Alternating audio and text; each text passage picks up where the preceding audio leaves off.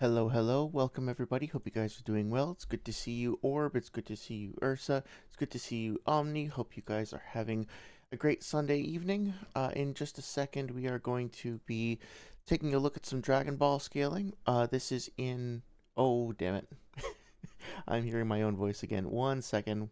We're having this glitch that we ran into once before. Let's see if I can fix it. Sorry, one second.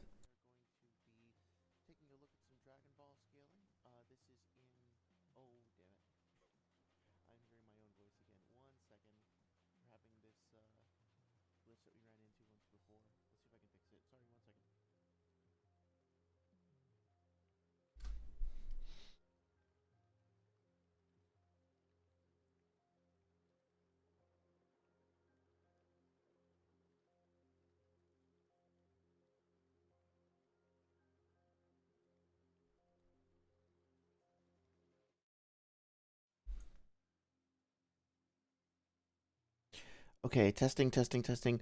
Can you guys let me know, please, are you hearing my voice echoing back at you? If I talk like now, test, test, test. Should be hearing. Yeah, right now. Are you hearing my voice overlap, perchance? Sorry, it's going to take me a couple minutes to diagnose this. If you could let me know if you're hearing that. If you're not, then I'm going to just assume it's a local audio loop and I'll just like bring down the desktop audio.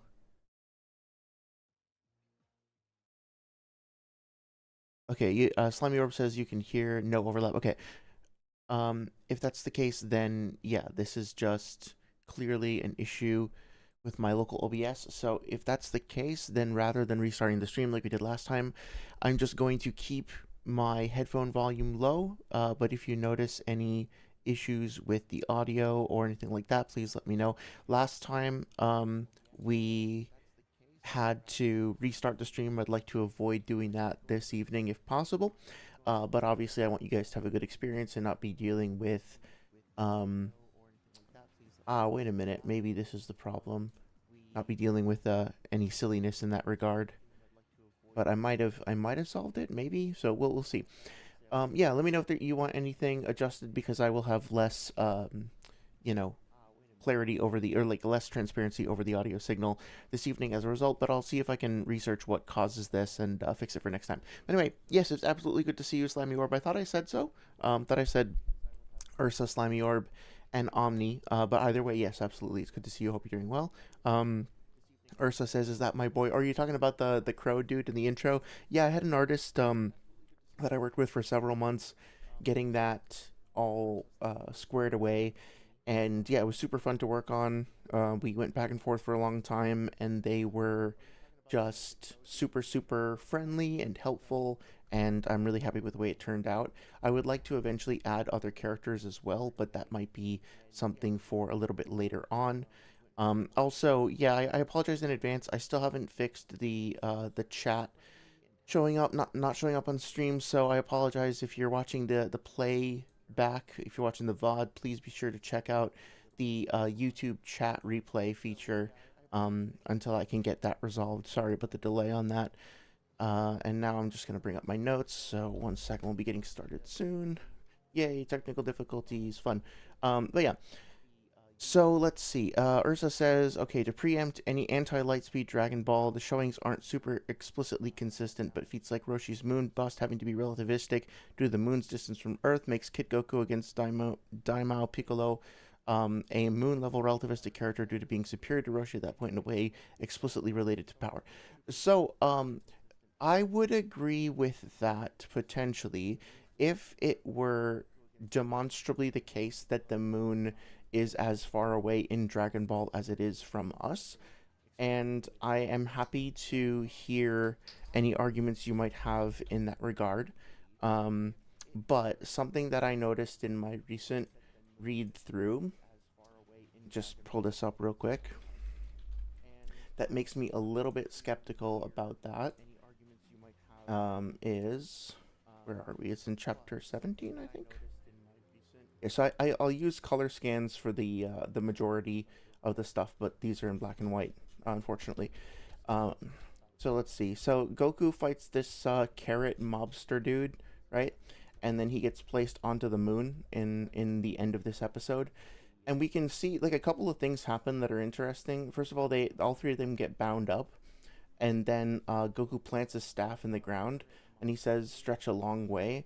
And then before, like over the, sorry, within the course of a day, and probably with like in under 12 hours, if we account for like day and night cycle, he manages to extend his staff all the way up to quote unquote the moon. The moon itself doesn't appear to like seems to have some sort of atmosphere to it. If we assume that these characters can't speak in space, if they can't breathe in space, these two guys just appear to be humans with rabbit ears. Maybe this guy's magical, but I don't know about these guys. It also looks like there are already bunnies on the moon, which I believe is a reference to Japanese myth. Correct me if I'm getting this wrong. I hope it's not being culturally insensitive. I think we in the West have the idea of there being a face of a man in the moon, whereas in Japan the image that they see looks a bit more like a rabbit. So I think that's where this comes from. I think that's why Kaguya is also referred to as a rabbit goddess, right? She has that association because she's associated with the moon. But anyway, if you also look at the size of the moon, I mean, it looks like it's way smaller than ours. Because you can see the curvature already over there, and the curvature is much closer to the characters than we would expect it to be if the moon were the same size as ours. Also, I don't know how much stock to place in this, but this over here, if you can see the cursor, looks a lot like Australia. But then the rest of this doesn't exactly look like our world. So I don't know. If we assume that the Earth is the same size in Dragon Ball as it is in ours, it's difficult for me to believe that this moon is the same size and distance based on the image of the Earth in the background, but I haven't exactly done a test for it. So, based on this, I don't think that the moon is necessarily the same. But one of the things that I'm going to want to talk about is when I try to evaluate feats and stuff like that, I try to take two approaches. The first approach is just to examine the feat in context, right? So if we're going to talk about later, we're going to talk about like the solar flare, aka the Taioken, the fist of the sun or whatnot. It's that ability that you probably already know what I'm talking about, right? But for folks who don't know, it's an ability that a character can use. They put their hands up to their face, they shout the name of the technique, and then it can blind their opponent. So we're going to talk about like whether or not Goku being able to react to that makes him light speed, and intuitively it makes sense that he would be light speed, right? Because he is dodging quote unquote light. But if we then so if we look at that feat in context, we might be like, oh, okay, so this is a light based attack. Goku dodges it, seems to be moving um, at the speed of light. That makes sense. But then if we later find out that other characters that are supposed to be many orders of magnitude faster than that can't dodge it either, then maybe there's a little bit more complexity there, right? Like they don't react to it, they don't get out of the way. We start thinking about like, okay, well, are we assuming that light in the Dragon Ball universe works the same way as it does in our universe? Then, okay, if that's the case, then light travels by emission of photons, and then people perceive that light when it hits their eyes, right? So we have to think about like the implications of a character being able to outspeed a stream of photons before the photons hit their eye to be able to perceive them and react to them, which is weird. So like there's the in media res, so to speak. There's like the in the moment feat, but then there's also like the knock on effects that it might have. So hopefully we'll be able to examine those in context and kind of come to a consensus together about whether everything checks out. Just to jump ahead a little bit, first of all, welcome One Smart. It's good to see you. Hope you're doing well. One Smart says, I thought I heard you say Kaioken for a minute. Apparently, like I grew up knowing the ability as the solar flare, but apparently, at least in this translation that I found of the series, it's written out in the Romaji, like in Roman characters, as Taioken with a T as in tortoise, right? So it's like Taioken versus Kaioken with a K, which apparently translates to Fist of the Star, or sorry, Fist of the Sun. So that is just what I have read, but I mean, like, I got scolded, I got reprimanded live on stream, live in 4K, before for calling Gogeta Vegerot, I think. So like I think the this particular translation that I have might not be the one that is most embraced by the community. So, Omni, it's 1 a.m. I'm glad you're stopping by and hanging out with us, but of course, like, make sure to get good sleep. Don't let me keep you up. Um, Ursa says, makes Kid Goku against Daimyo Piccolo Moon level. Oh, yeah, yeah, okay. Hey, what about me? It's good to see you. Yep, absolutely. Now, there's the travel speed issues that are clearly just plot-induced stupidity or otherwise not them using their combat speed. They're explicitly faster than the eye since the beginning. Yeah, that is something that I notice a lot. There's a lot of characters who will say, like, wow, I can't believe how fast that character is. I literally can't see him. But then a stronger character will be like, I can see them just fine. And then that stronger character will go up against somebody else and be like, wow, I can't follow their moves at all, right? So there seems to be this like leapfrogging in power where like potentially contrasting with the Naruto universe, it seems like in this verse, when people increase in power, they also increase in speed. Pretty much like consistently 1 to 1. Like I haven't seen any examples of a character getting stronger but not getting faster, right? It's more like they just overall become a better fighter across the board. Now I haven't done a mathematical analysis of it or anything, but that's just what I've you know, what I've observed thus far. So, yeah. Uh, they're explicitly faster than the eye. Yeah, yeah. So I think like last time I was like, okay, with the Raikage, the fourth Raikage in Naruto, there's this idea that when he turns on his lightning cloak, we get a comment from Shi, I think, who says that his the nature transformation, the electricity, however you want to phrase it, um, is speeding up the rate of nerve transmission. So it's actually making his nerves fire faster and making their electrical signals go faster. Now I don't know if that makes any sense in terms of like real world physics. The way that I understand nerve transmission to work is it's not just electricity; it's electrochemical transmission. So for a very brief layman's overview, essentially when you have nerves in your body and they communicate with each other, basically they kind of look like long tree roots. And the way that they work is that a signal will start from one end of them, and the electrical signal will propagate down to the end of the root, so to speak, and it will go into the end terminal, so to speak, and then the end terminal will open up and it will release what's called a neurotransmitter, which basically is like a chemical. That chemical will then flow across a little gap. I think it's called a synaptic gap. Into the next nerve, into the next neuron. That chemical then binds with something on the other side. The neurotransmitter will connect to a receiver, essentially, on the other neuron, and then that causes the electrical signal to propagate down the next neuron. So it's not like they are literally, like your nerves are literally fibers and cables that are connected consistently throughout your brain. All of them are actually separated by a little gap. Like, no, your nerves aren't really like physically connected the way that you might expect.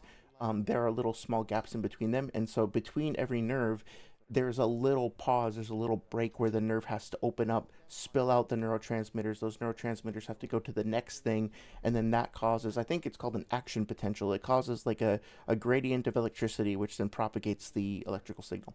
So I don't know how the Raikage shit would speed that up, um, but let's just say that it somehow does.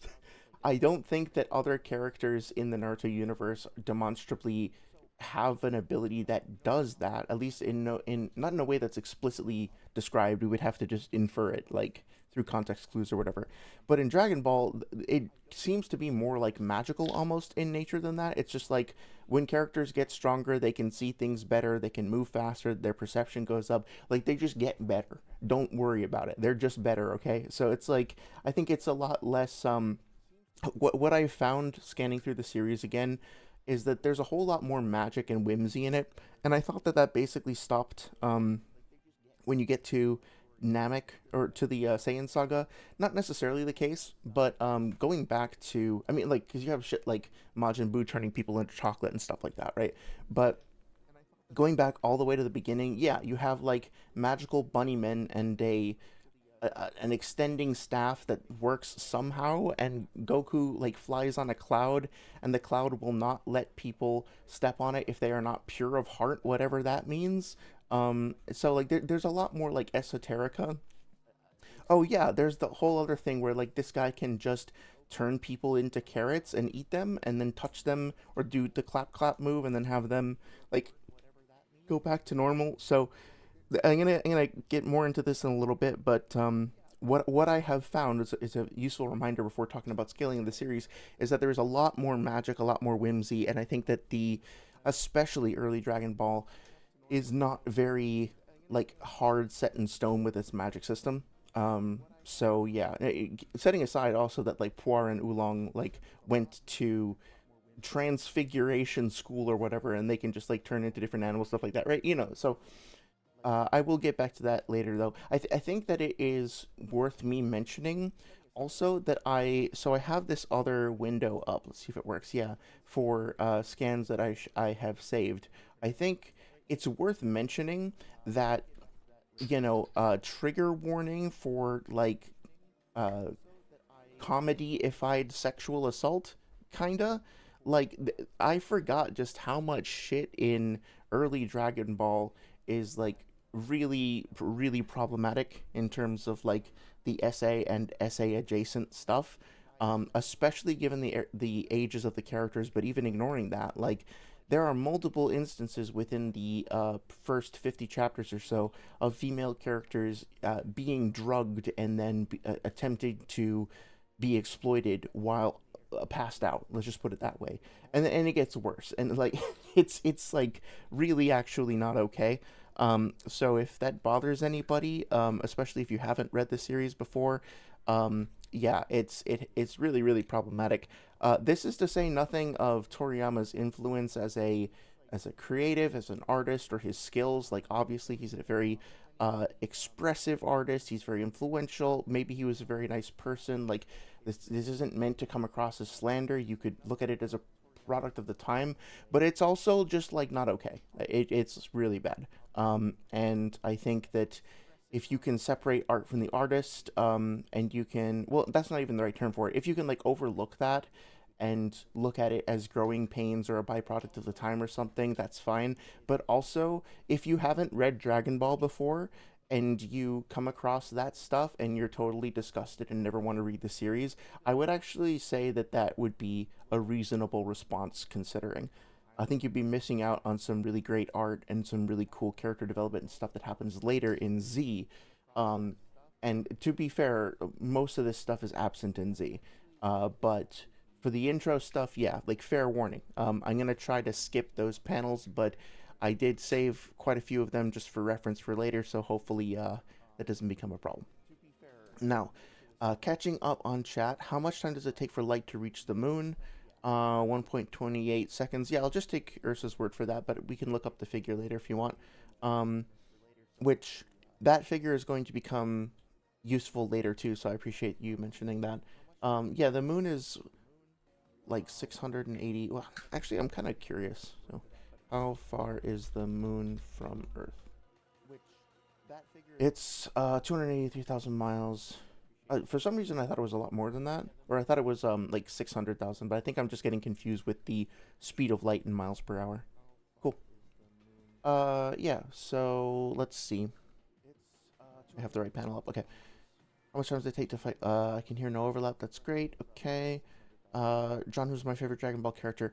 I think probably Vegeta. I know it's like a default answer at this point, but his character arc is super great. He's really compelling. He's charming. He has just such a nice redemption arc. As a kid, my favorite was always Piccolo, just based off of aura. Like if I was like talking about talking with my friends and like we were like role playing Dragon Ball characters, or we were just like picking characters to play with in a fighting game or whatever, and like Budokai. One of us had Budokai on fucking GameCube, I think. Everybody would want to go for Piccolo. Piccolo's always everybody's favorite. But yeah, I always liked him. His design with the turban and the cape and everything is really cool. Um, his sort of quiet, aloof, reserved personality, especially in my edgier years. I thought I was gonna be a hermit. I thought I was gonna go off the grid and remove myself from society. So I liked the whole like lone wasteland warrior kind of archetype. But yeah, I think it's really cool. I also like the implications of him merging with other people and their consciousness kind of like folding into his, or vice versa. It's an interesting concept for sure. How about you? Who's your favorite character? Got to be relativistic. No way. It took 30 seconds. Yeah, if it is the same distance away, then yeah, I would assume that the Kamehameha would be relativistic, and then people reacting to it would also be relativistic. The problem with that, though, is that like if that's so the how can I phrase this? It's a little awkward. I guess like it's still important to consider that at the end of the day, that feat is taking place within a gag manga, and we will see like plenty of examples going forward of gags and jokes and like fourth wall breaking stuff, and all kinds of silly things. So it just occurs to me that maybe we should allow a little leeway for the author to be like, well, I just want to do a gag where Master Roshi blows up the moon, and not to think too much about it, and it'll be basically magical, and it's not really helpful for power scaling. And I do think that not to dismiss things just because they're in a series with magic in them, but like I think it's important to like the mistake that I think that like Sage and Merchant made in their video is they see the solar flare feat and they see Goku dodging a quote unquote laser beam, and they're like, okay, well that's a laser beam and lasers move at the speed of light, so Goku dodged it, so he's relativistic.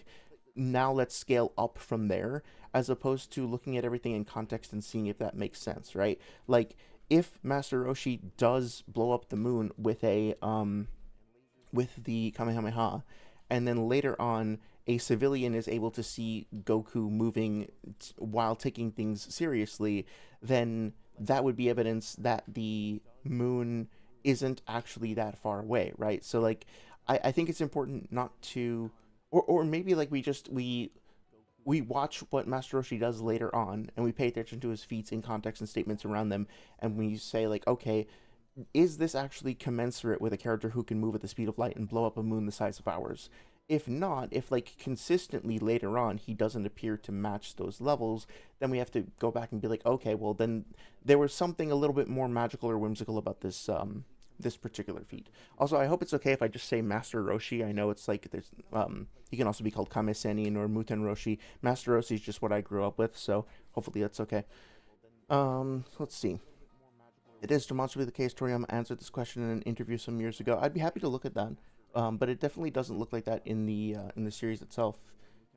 In the west is a duck, in the east it's a rabbit. Oh, okay, gotcha. Yeah, I've never been able to see an image in the moon, but I also can't see images in those like 3D, those like weird 3D color amalgamation pictures that you stare at, and it's supposed to like you see a hidden image. I've never been able to do that. I don't know why.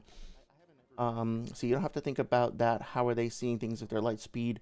One, they can sense things like Sage Mode, basically, and two, Toriyama is straight up inconsistent with the shit. Well, that makes sense too. Like, I think especially within the context of a like gag magical adventure and manga series, that like being consistent isn't necessarily a given. Like, I don't think I can show it on panel, because it does have nudity for Bulma. Um, but at least partial nudity for Bulma. But like, if you guys, let me see if I can find the thing. It's when they're going to the old lady, the hag, to hang on a second. Where the fuck is the devil at? Oh yeah, yeah. Okay, so it should be in chapter 100 if you want to go look at it. I'm just not gonna pull it up here because nudity. But there's a scene where Bulma is brought in to help Yamcha, I think, when Yamcha's fighting the Invisible Man, which, I mean, even that, he's fighting the Invisible Man. Later, they fight the Devil, and a mummy, and Count Dracula. So just for some context, right? But yeah, so Bulma's facing Yamcha. Yamcha is fighting this Invisible Man, and they bring Master Roshi over, and they pull off Bulma's shirt because disrobe involuntarily without consent, disrobing a 16-year-old girl in public. There's nothing wrong with that, right? Obviously it's very problematic. So that's kind of what I was talking about before. So pulls off her top, and Master Roshi sees her exposed breasts and hemorrhages blood in a fucking geyser out of his nose, so much blood that it covers the Invisible Man with blood, and then Yamcha can see him and then knock him out. When this happens, Master Roshi's eyes, his entire eyes, extend outwards and bend forward so that they look kind of like an eggplant, and they do so with such force and so quickly that they pop through his sunglasses and break them without pushing them off his face. So like they don't just like bulge out a little bit and shove the shit away. They pop out so fast, kind of like pulling the cloth off a table but leaving the dishes on the table itself if you're fast enough. It's like that, except he's pushing through the frames so fast that he breaks them without like displacing the frames themselves. And his eyes extend and like droop outward while he's hemorrhaging so much blood that like it would kill anybody if they lost that much blood, um in all likelihood, but he's able to do it. Everything about that scene is like really gross and weird, but also it's like it sets the tone, I think, for the series overall, where like remember, this is a cartoon. Like Naruto is a cartoon, there's cartoony stuff in it, but it is far less cartoonish than this literal cartoon. um and personally, I know that people that have arguments based around Toon Force, I'll just be straight up and say I don't know anything about the Toon Force scaling. I would consider it to be like an interesting thing, but I also think that like the point of like cartoons is of like the old like slapstick cartoon humor is that it kind of bends and eschews and like disregards the regular rules of conventions of physics and stuff like that. Like they don't have to follow the same logic in their crazy twisted universe that we do. If you've seen Space Jam, this is a great example, right? Like Michael Jordan, spoilers I guess, like Michael Jordan at the end of Space Jam, when he's in the Toon world, he manages to like fully extend his arm as if he had like rubber Luffy arms. At a certain point, I think he gets like flattened into like a pancake shape because a big monster sits on him, and then they put, I want to say, a bicycle air pump in his mouth and they pump him back up and stuff. And it's like, is this really like where we're gonna draw a line in the sand about like how much psi of pressure his body can take and how flexible he becomes and stuff like that? Like if you want to do that, that's fine. It could be really fun, actually. It could be a useful teaching tool for math or whatever, or physics. But I also don't think the series was designed to be taken with the same level of scrutiny that we might apply to something a bit more realistic like Naruto. And I say more realistic, understanding that there's giant monsters and people like reviving each other with a touch. There's silly shit in that series for sure. Um, but at the same time, I think it's in a different class. In a way. One second. And people like reviving each other with a touch. There's silly shit in that. Excuse me. So let me catch up on chat. Still kind of behind. How to think about that? How are they seeing things? Yeah, that's fair. Dragon Ball is really inappropriate. All Orochi is just bad. Yeah, I totally agree. It's unfortunate. It sucks because I grew up reading this stuff and I never realized it. At the time, I was just like, oh, haha, look, there's boobs. Oh, there's blood. Ha ha ha. Oh, the pervy old man's being pervy again. That's fine, right? Like, I didn't get it. And it is kind of disappointing because I used to read these comics when I was a kid. They were like my first, gateway into anime and manga. Suffice to say, I think for a lot of people, Dragon Ball is the quintessential like shonen anime, right? And so it kind of sucks that it has that legacy to it. But product of the time, I guess. Let's see. Dragon Ball is really inappropriate. All Roshi is just bad. When the light hits the moon like a big pizza pie. Yeah, I feel like we've made a lot of moon pizza references recently, and I'm all for it. Slimy Europe says, John, don't use the AI overview, can get things wrong. Yeah, you're right. I got into that trap, just taking advantage of it because it's right there in your face on Google. So, but yeah, definitely a good point. We should always fact check, double check that stuff. Let's see. The two redemption arc characters that are Goku's best friends. Oh, it's funny. I don't think that I wouldn't perceive Krillin as necessarily having that much of a redemption arc. Like he starts off as a bit of a jerk, but that goes away really fast. Like they go on a couple adventures together, and within a few dozen chapters, they're good friends, right? Omni says, I personally don't see Piccolo as being a best friend to Goku. Yeah, I wouldn't say that either. They have respect for each other as fellow warriors, and I think they become friends over time, but they don't really have a like a bond, like a camaraderie that other characters do. Like that even that Goku and Vegeta have, but certainly not Goku and Krillin. Like they're like BFFs, right? Um Baronite says they do the same moon busting feat in Dragon Ball Z with Piccolo, and that scene was pretty serious relative to everything else. Yeah, that's fair. My understanding of that feat, which granted, I haven't read through. I've read through maybe 200 chapters over the past few days, skimming through a lot of it. So there's probably a bunch of stuff I'm forgetting. I don't know Dragon Ball as well as I do Naruto, even though I'm like very familiar with the series. I don't know it as well from a power scaling standpoint. So feel free to correct me. Feel free to like bring up other references. In fact, I would encourage you to do so, or rather, I would be grateful for you to do so because my knowledge here is limited and my time was limited. So, yeah, feel free to throw stuff in there like that. I did remember looking it up, and from my recollection, um, Kami, meaning like Kami in the Lookout, right? The other half of Piccolo, he apparently restored the moon, and so as far as I know, it would just be restored back to its original state. So if we go off of the shape and size of the moon being what it was in this chapter over here, I think it would be fair to assume that it was restored back to this original shape and size, in which case it's also, not the same size and not the same distance necessarily as ours is. Uh, yeah, it's just kind of hard to tell as far as I can tell. Omniboni says my problem with not considering Kamiseni is that Junior repeats the feat. Oh, you mean like Piccolo? Yeah. I think that's probably what Ursa was talking about. Ursa says it's not John. The evidence points to the story being inconsistent in its lore. Not that the lore we know to be true is being contradictory. Bulma can still watch their fights to this day. Um, Bulma can still. So you're saying that like Bulma can track the speed of characters fighting in Dragon Ball Super? Like that she watches Goku fight Beerus or whatever and can see the punches being landed, because I feel like I found a whole bunch of statements that um like even with where was I? Yajirobe, hang on one second. Yeah, like let's go to chapter 130 real quick.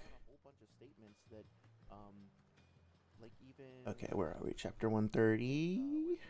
Chapter 130. Fucking ads, man. Okay. Uh, yeah. So like, here's the announcer in chapter 130, and this is the fight between Tien or Tenshinhan and Goku.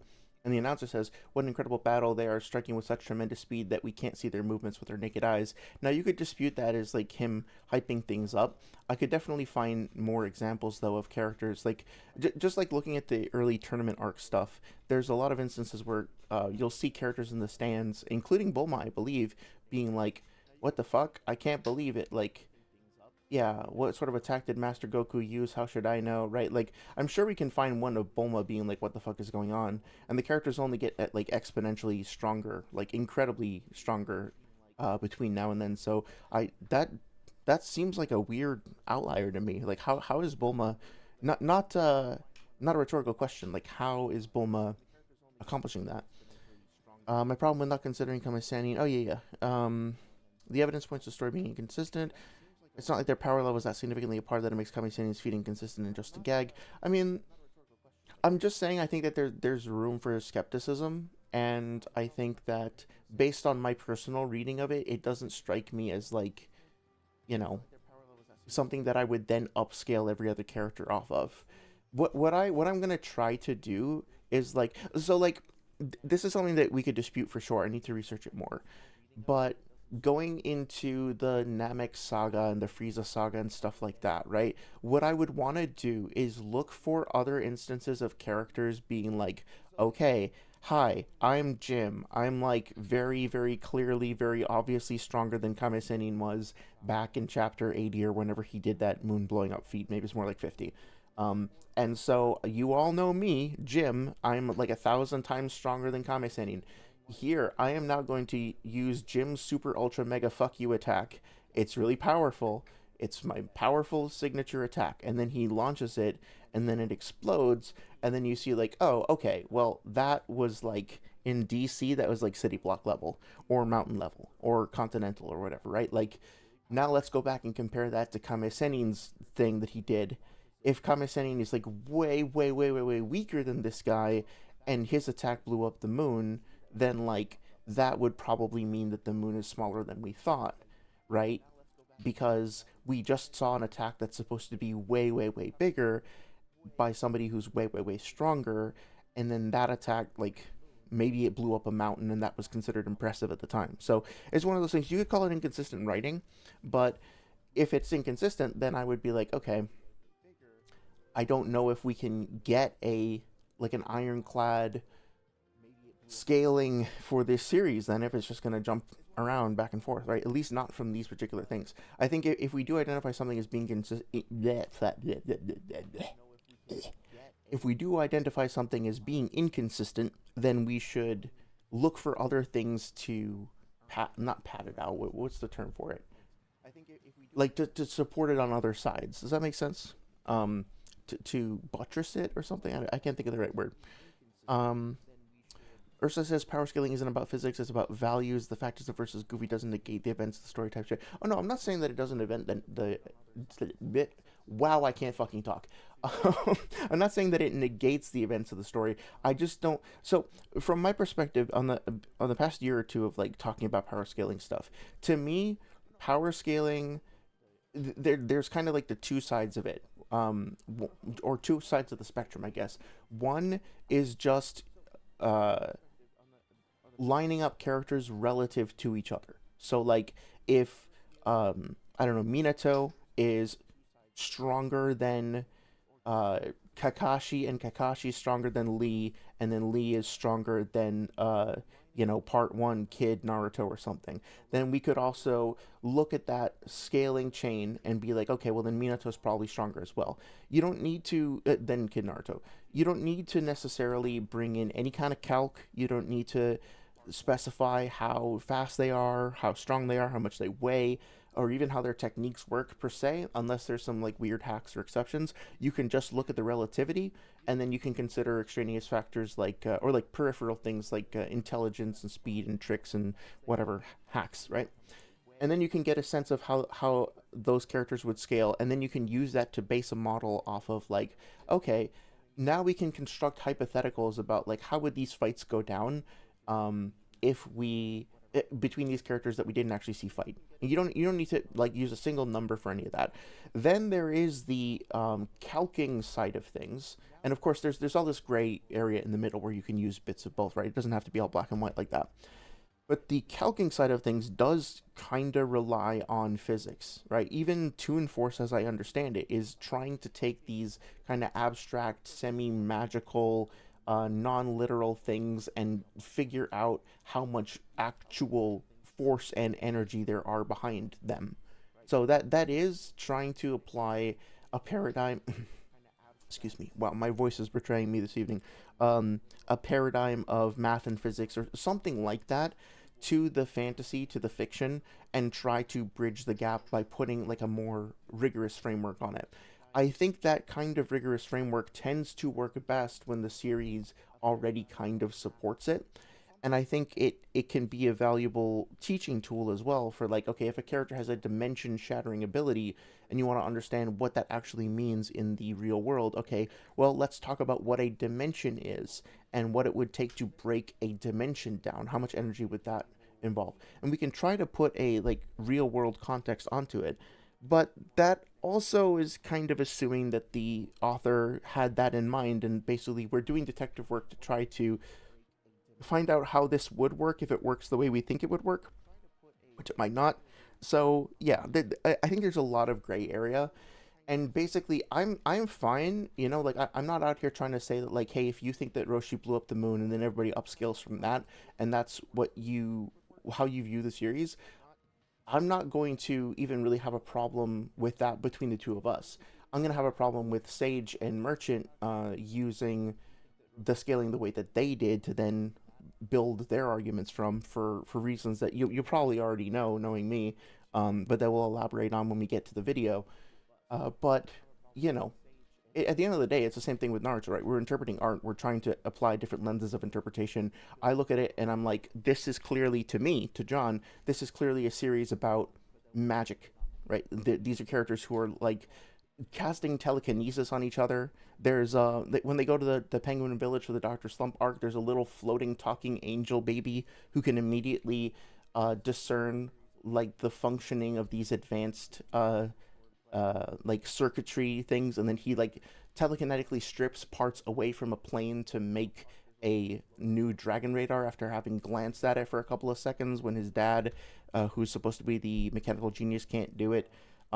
There's a floating old hag that can summon people from the afterlife who, you know, like I can keep going on and on and on. There's so much stuff in this series, like the polymorphism, like it's a magical series. It's magical fantasy mixed with martial arts.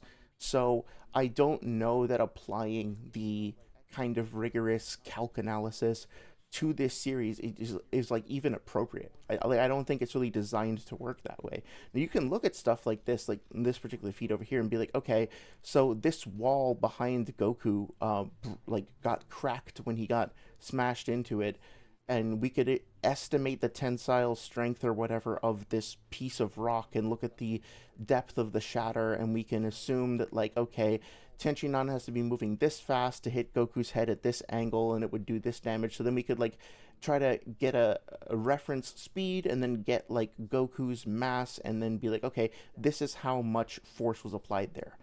Or like Toriyama could have just been like, I don't know, I want it to look this way, right? Like for something like Naruto, where the fucking author will, pull out a diagram of the inner ear and the cochlea and the vestibular system, and like give us a breakdown on how sound affects your sense of balance. That's one thing.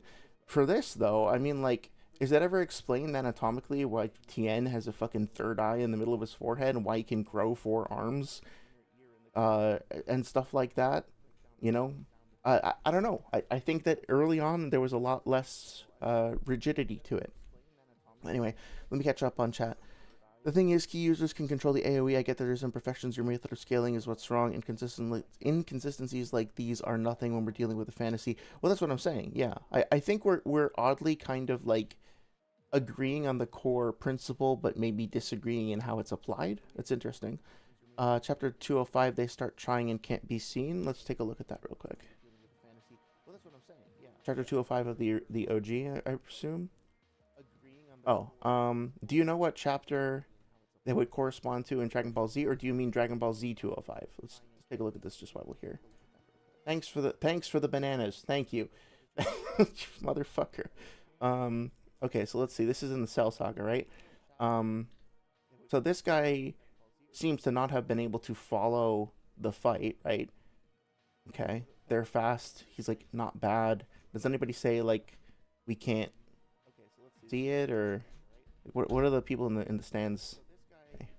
The real fight's gonna start. Did I actually see him pulling off some good moves? What do you say?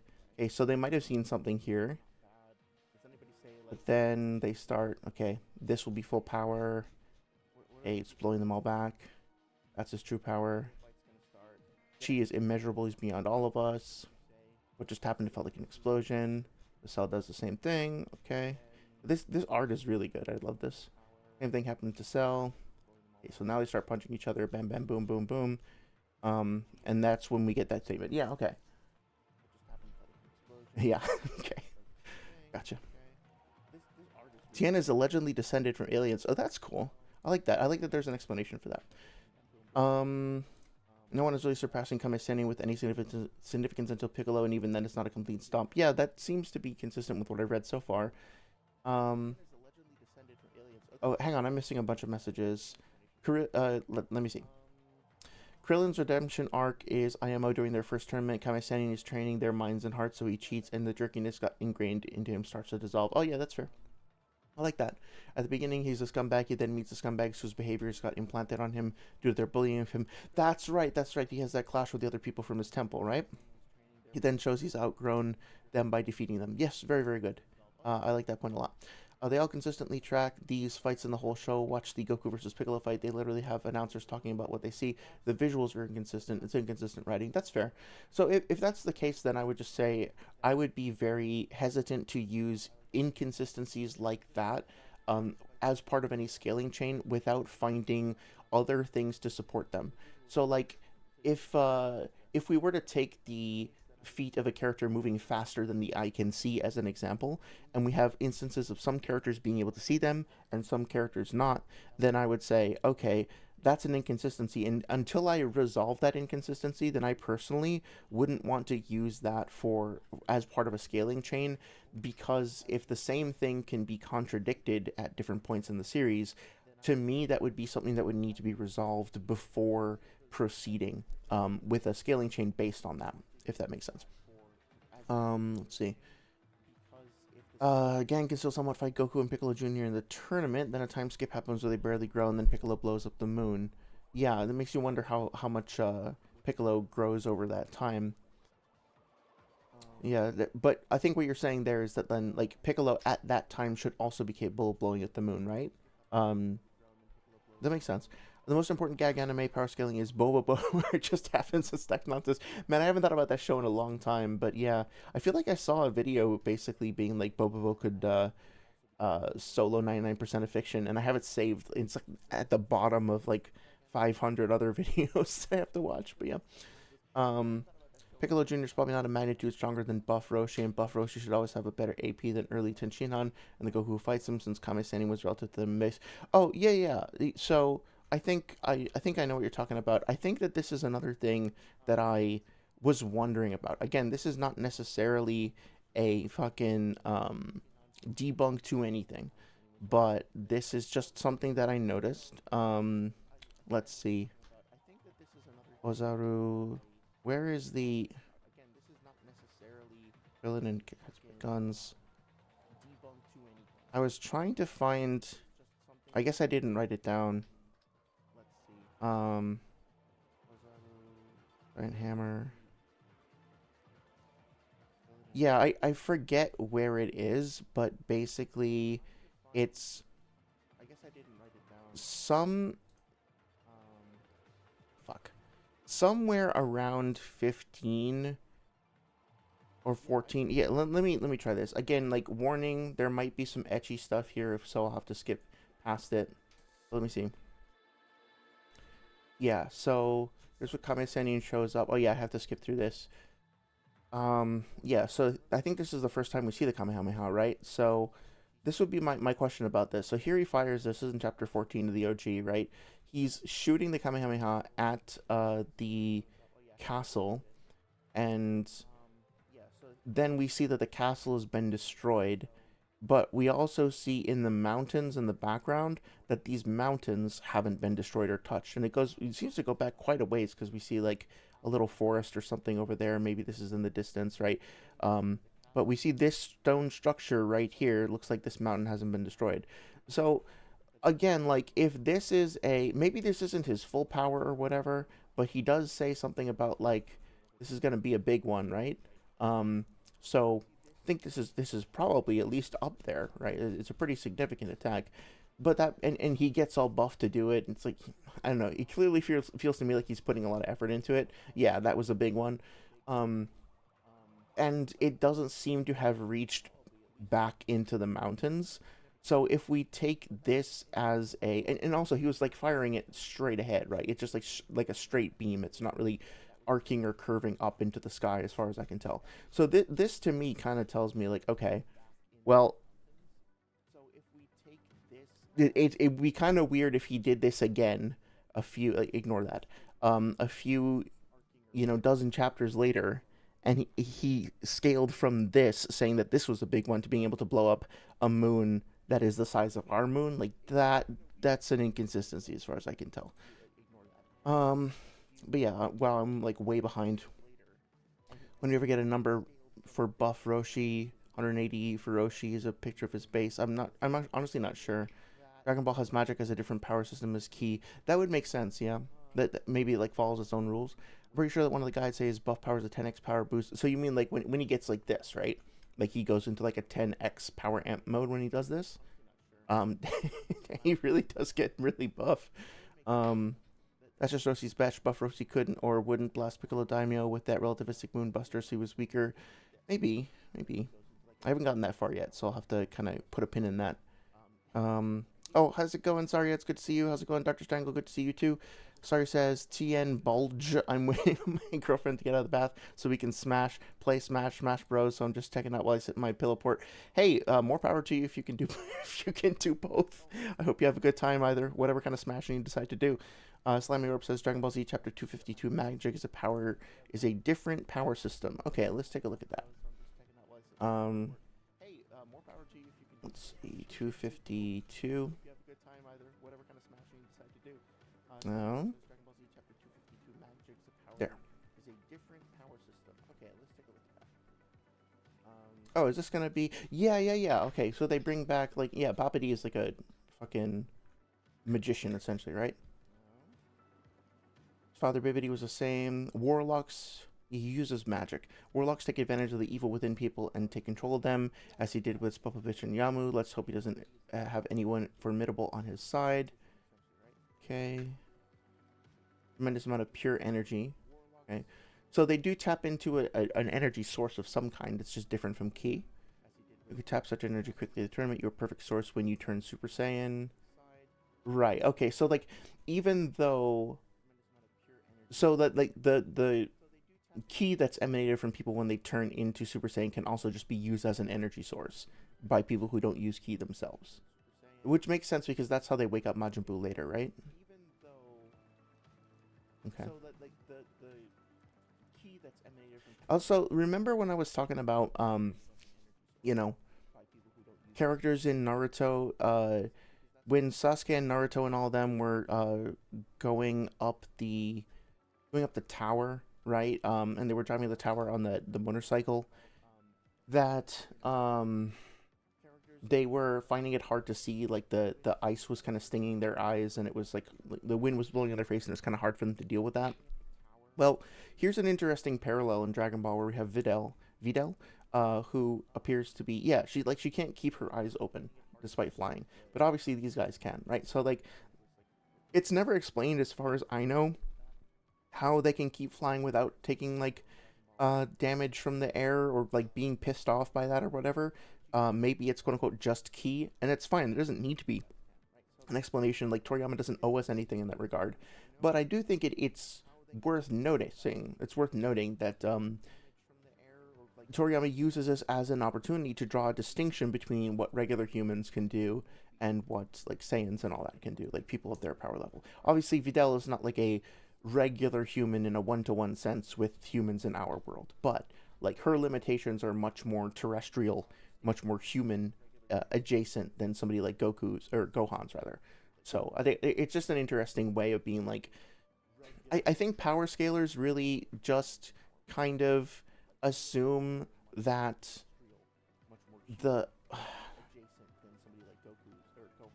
how can I explain this?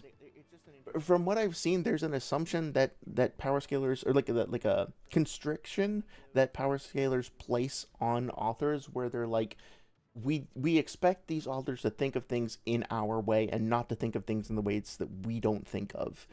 And basically they're like, okay, here is our set of evidence. If we find the things that we would expect to find based on our set of evidence, then we validate it, and if we don't, we don't, which makes a certain kind of sense, but it doesn't really allow for a lot of nuance or inconsistency or like oscillation, I guess is one way to put it, on behalf of the author expressing themselves in an inconsistent way, which, you know, over the course of a piece of art, the way in which an artist expresses themselves over decades can change and be inconsistent. So the more and more time I spend with this, the more I find that like power scaling is way too rigid and way too non-nuanced, whatever the opposite of nuance is, to grasp what is actually happening in the story a lot of the time. And it's hard to explain that without somebody being like, okay, well now you've just inherited the burden of proof on that. Now you prove that you're right. Oh, what's and that I'm wrong. Okay, so what's that? You can't. Okay, equal interpretation. So you lose. Like, and it just like gets into that fucking debate, bro, bullshit. And I don't know how to like always how to like deal with that. But hopefully that makes kind of sense. Like that there's just more nuance and more texture and more depth to the story than I think and to the author's depiction of events than we sometimes allow them to have, you know. Like we're gatekeeping their methods of expression so that like the author's methods of expression so that we can use their work to get one over on each other kind of thing. I don't know if that makes any sense. um let's see. So Ursa says, I think you have to take the broad strokes of the feats in certain stories because if you're saying contradictions need to be resolved, you're holding the story to a certain. That's funny.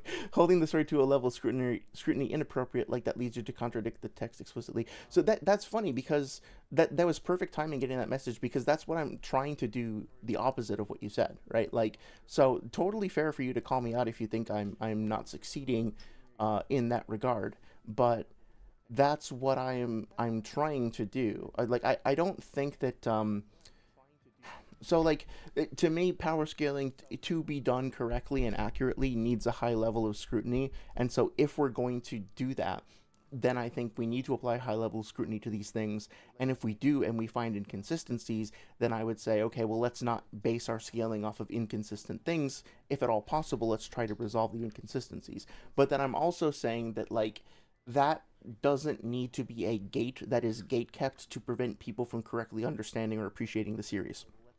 And that sometimes if we try to apply too stringent a lens to a story or a narrative overall, we wind up missing very important things, right? It's sort of like I'm trying to think of a good example. Uh, Looking at a forest through a microscope, like if you put a microscope up to a tree, you might get a really, really good view of the bark and the ants running up of it, and even the cells on the tree if you look at it very, very closely. But then, if you're trying to tell somebody the story of like how what the autumn leaves look like as they're transitioning in color and what feelings that evokes and like what it's like to walk through the trees and fall in love in the fall. Like you're not going to be able to do it with a microscope. There's nothing wrong with doing science on a tree. In fact, it's great, and more people should do that. But also, you know, like if it's a love story, right? If you're watching a romantic scene in like Game of Thrones or something like that, and they're walking through the forest, and you're like, okay, so here's my report on how, like, on the specific number of pixels that were used on each part of the screen. It's like maybe that's not like the whole point, you know. But anyway, oh, it's webcam parity. Yeah, yeah, that sounds right. Sounds right. Plus, low end, mid end, high end type skills solve the inconsistencies by giving a range of possibilities rather than just one value. That's fair, and I do appreciate that. But like, I mean, I also yeah, yeah, yeah. So like, I don't want to argue about that. I'll say that I do appreciate having multiple brackets to cover a wider range of potential input data. Um, yeah, that makes sense. That makes sense. Omni says that wasn't really my point. My point is Piccolo Jr. and Goku's power levels only grow by like 416 to 420. Oh, I see. The step below them is Tenshinhan, Krillin, Kami, and OG Piccolo. Then step below that is Buff Kame Sennin. Each step isn't just represented as like a complete one-shot gap, so the moon feet wouldn't be inconsistent. Well, I will hold off on saying whether or not it's inconsistent because I don't personally like want to die on that hill, so to speak. I will just say that that I think assuming okay, so I have no disputation with the idea that Kamisenin blew up the moon. Like that very clearly happened and it clearly had to be repaired or replaced. And then Piccolo also blew up the moon. So pre Saiyan Saga, we have two characters. I guess technically the Piccolo feat counts as Saiyan Saga. Pre Vegeta's arrival, we have two characters who, at that point in the story, way, way, way, way, way, way, way, way, way out of range of Super Saiyan 1, even, they're already able to blow up the moon. Now, that is fine. I'm not going to argue that that didn't happen or anything like that. I've seen some theorizing online that maybe when Kamiseni blew up the moon, he was using hypnosis, and it was a visual trick or something like that. it's an interesting theory. Personally, I think it's just simpler to say he blew up the moon. I'm fine with that. I'm not going to argue about it. What I would say, though, is that if you want to say that he is moon level, and the term moon level is specifically referring to breaking or destroying something that is equivalent to our moon, I would then ask, okay, what is the evidence that the moon in Dragon Ball is indeed the same as ours? And then I would say, okay, well, based on that, does that level of power output remain consistent with the brackets that characters are in otherwise? If they are, if that's what you're saying, if there's like, okay, there is some evidence I haven't seen that it is the moon, it's the same mass, and also this is consistent across multiple characters, then cool. Then I would concede that point, so to speak. I would just be like, cool, that's what the evidence says, that's where they're at. I don't, based on what I've just read recently, I don't see that yet, and that's what I would want to investigate before I called this moon level. And based on the thing that I saw in chapter 17, when I saw the rabbit on the moon, I'm like, okay, so if that is the moon, like they're like Roshi doesn't blow up some other moon, right? If that is the moon, then it is very clearly way smaller than ours. So the term moon level would need to be recalibrated to whatever how do you say, the size of the moon is here. That would be my point. Um, Mountain feet isn't inconsistent. You're lacking some context. Okay. Wait, hang on. Let me not miss. Omni's mention. Okay. And then Dr. Strangle said, Chapter 209, Piccolo says, after seeing the great ape create a mushroom cloud, what's going on? What destructive power? If this keeps going on, the Earth will be long gone before the Saiyans arrive. Okay, let's take a look. Wait, hang on. Let me not miss. And for the record, like, Frieza in base blew up, like, in Form 1, right? Destroyed Planet Vegeta. So like when I look at that and I'm just like, yeah, this is fine. This motherfucker's planetary. You know what I mean? Like I don't actually have a problem with Dragon Ball characters being planetary or even being light speed eventually or anything like that. Is this what you were talking about? One second. So like when I look at that and I'm just like, no, this is. So you wouldn't happen to know what chapter of Z it is specifically, would you? It's probably gonna be around 30 maybe. No, so he's already back by this point, so maybe like 20? Oh, you wouldn't happen to know what chapter of Z it is. Okay, so, wow, this goes by fast, huh? It's probably gonna be around 30 maybe? No, so he's already back by this point, so maybe like 20. Be right before this? So, wow. Yeah, I guess it's this one, right? Let's see. Okay.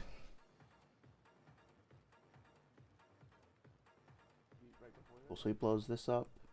Yeah, I see the mushroom cloud over there. Yeah, I guess it's right. The Earth will be destroyed before the Saiyans arrive. Okay. The full moon. Yeah.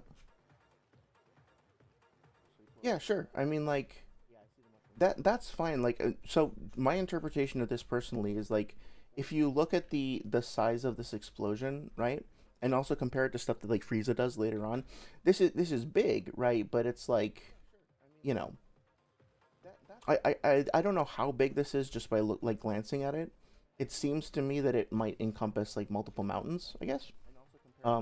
Right. So if this is Gohan's height, and this is quote unquote a mountain, which I don't know, it's not like a full mountain range. I don't know how tall this is, right? So okay, so let me not get ahead of myself here. So if somebody asked me to just like go in neutrally and just try to figure out how powerful this is, I would find it somewhat challenging because I don't know how far away this blast is. But one thing I would try to do is I would try to get Gohan's height. I would look at his height compared to this, and then I would say like, okay, well, how far away is this? How much is like of the terrain is actually being destroyed or removed here? And then I would try to get a sense of that. And then if Piccolo is saying, okay, such destructive power at this rate, the Earth will be destroyed before the Saiyans arrive, does that mean that like Gohan is actually capable of blowing up the Earth with like something like this? Or does that mean that like the level of power that Gohan has reached, like if he runs amok, if he runs rampage, that he will eventually destroy the Earth, right? I would just say, I would not like assume that this is planetary or that Gohan necessarily has a planetary level of attack. I would just assume that like if left unchecked, like if left like a kaiju to go run around the world, he would eventually wipe things out potentially. Same thing with Kurama. You know that statement from the data book that everybody likes to quote that like Kurama could easily turn the world to ash. I don't look at that and see it as something like, well, Kurama could like literally actually one shot the planet, because if you look at his other destructive capability feats, like they don't reach anywhere near that high. They barely skim the surface of the planet. Like the planet is really, really, really fucking thick, right? So could he destroy human civilization and eventually burn everything down? Sure, eventually, if nobody got in his way. But is he doing? Is he planetary? No, right? So I don't know if that was even relevant to what you were saying. Sorry. Um, the mountain feat isn't inconsistent. You're lacking some context. It's very, very possible that I'm lacking a lot of context with this. So more than happy to admit that. Roshi's rusty at the time and hasn't trained for like forever. Then he sees the crazy growth of Krillin and Goku and is nervous they will surpass him and therefore lose the love for martial arts. Therefore, he trains and gets back in shape for the Budokai. Yeah, that all makes sense. So the growth and difference is explained, and his narrative significance, like the Moon Feat, adds to narrative that Kame Sennin gets stronger for his apprentices. A narrative that only really gets fully resolved when Tenshinhan shows up. That actually makes a lot of sense. Yeah, that context I have no contention with. So like he very clearly then, based on the narrative, just increases in strength and gets stronger, in which case that like my objection wouldn't be a defeater or anything like that. That makes sense. Yeah. The slimy orb says they do have auras of ki sometimes, so maybe they have a small aura around their eyes. Yeah, I like the idea that like it's forming a little bit of a shield or a barrier or something, and it's just like not bothering them.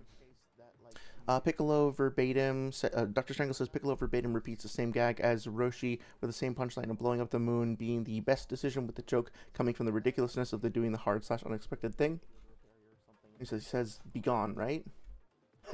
Although the fucking TFS, him just like shouting "moon" will never get old.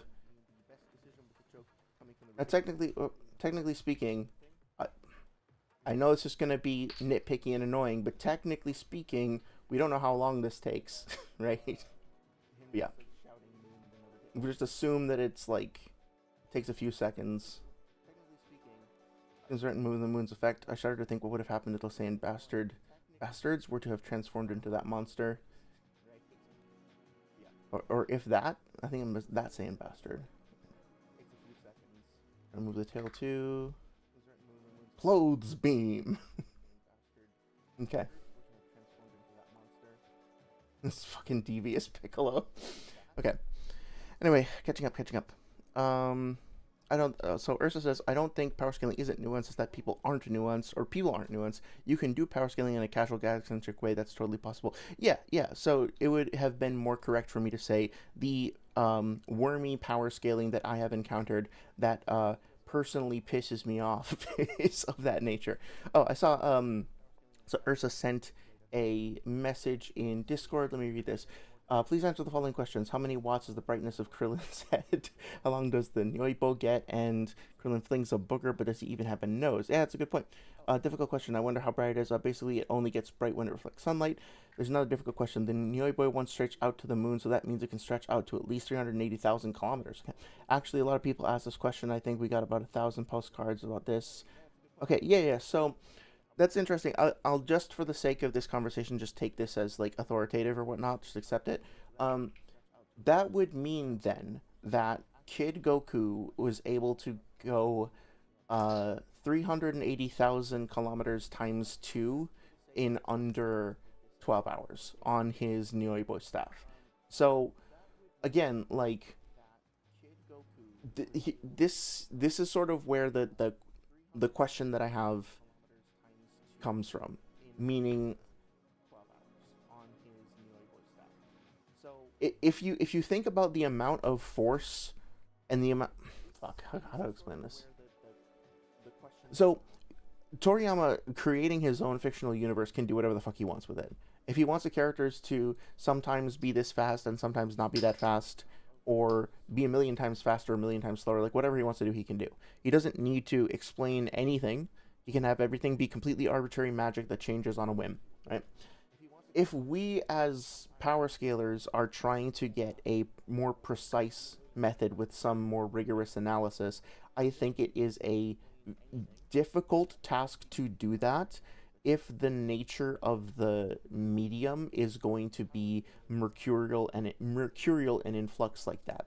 And I don't personally at the moment see how we can, like, if it's even reasonable to reconcile this, right? Because, like, this staff goes, what is it? What did you say?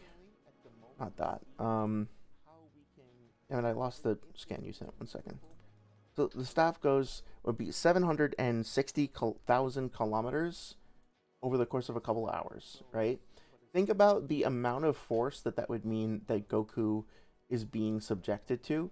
More to the point, think about the amount of force that these people here, these humans, would be subjected to be able to go that fast. Think about like the apparent fact that Goku is shimmying up the ladder. Apparently, it's not. It looks like it's already extended, and now he's like climbing up it with these little vibration-y lines or whatever. Although he could just be riding it, and then say, does it actually make sense for base humans to be moving that fast under those conditions, based on what we see elsewhere in the story as well? And if so, is this the sort of thing that we can build a reliable scaling chain off of? I don't think so. I think that like you can look at this feat like on its own and be like, if we assume that this is true, then we can assume that these characters are under that amount of stress. But then it's like now we're like kind of moving outside the realm of realism, and so the like further and further outside the realm of realism. So I don't know if these calcs like really even work, because the other explanation is it's just fucking magic, right? Like, oh, a fucking wizard did it. Like it just magically works, and your like physics applications don't matter because it's just magic, right? So, um, anyway, the mountain feet. Okay, let me catch up on chat here. Page 10 of chapter 272 of Z. Okay,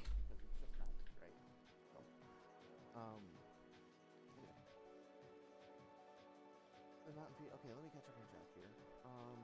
Okay. 10 of chapter 272. Powerful and immortal. Say, page 10. Yeah, I mean, like, this is, Vegeta's, like, crowning moment, right? What is that sickening thing doing? This is such a great fight. This is such a great arc for Vegeta as well. Page 10. Yeah, I mean, like, this is, Vegeta's, like, crowning moment, right? What are you looking for me to look at over here specifically? This is such a great fight. Was it this? Yeah, yeah. This moment with Trunks over here?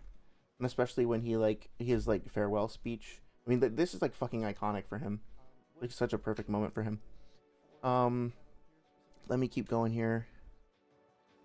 All that is fine, but the fact that you're waiting to resolve inconsistencies that are only inconsistent due to your strict lens, you're arguing against the obvious facts of the story.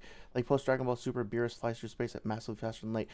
Well, I'll have to see if that's the case. That might be the case. Ursa, what is the point that you're?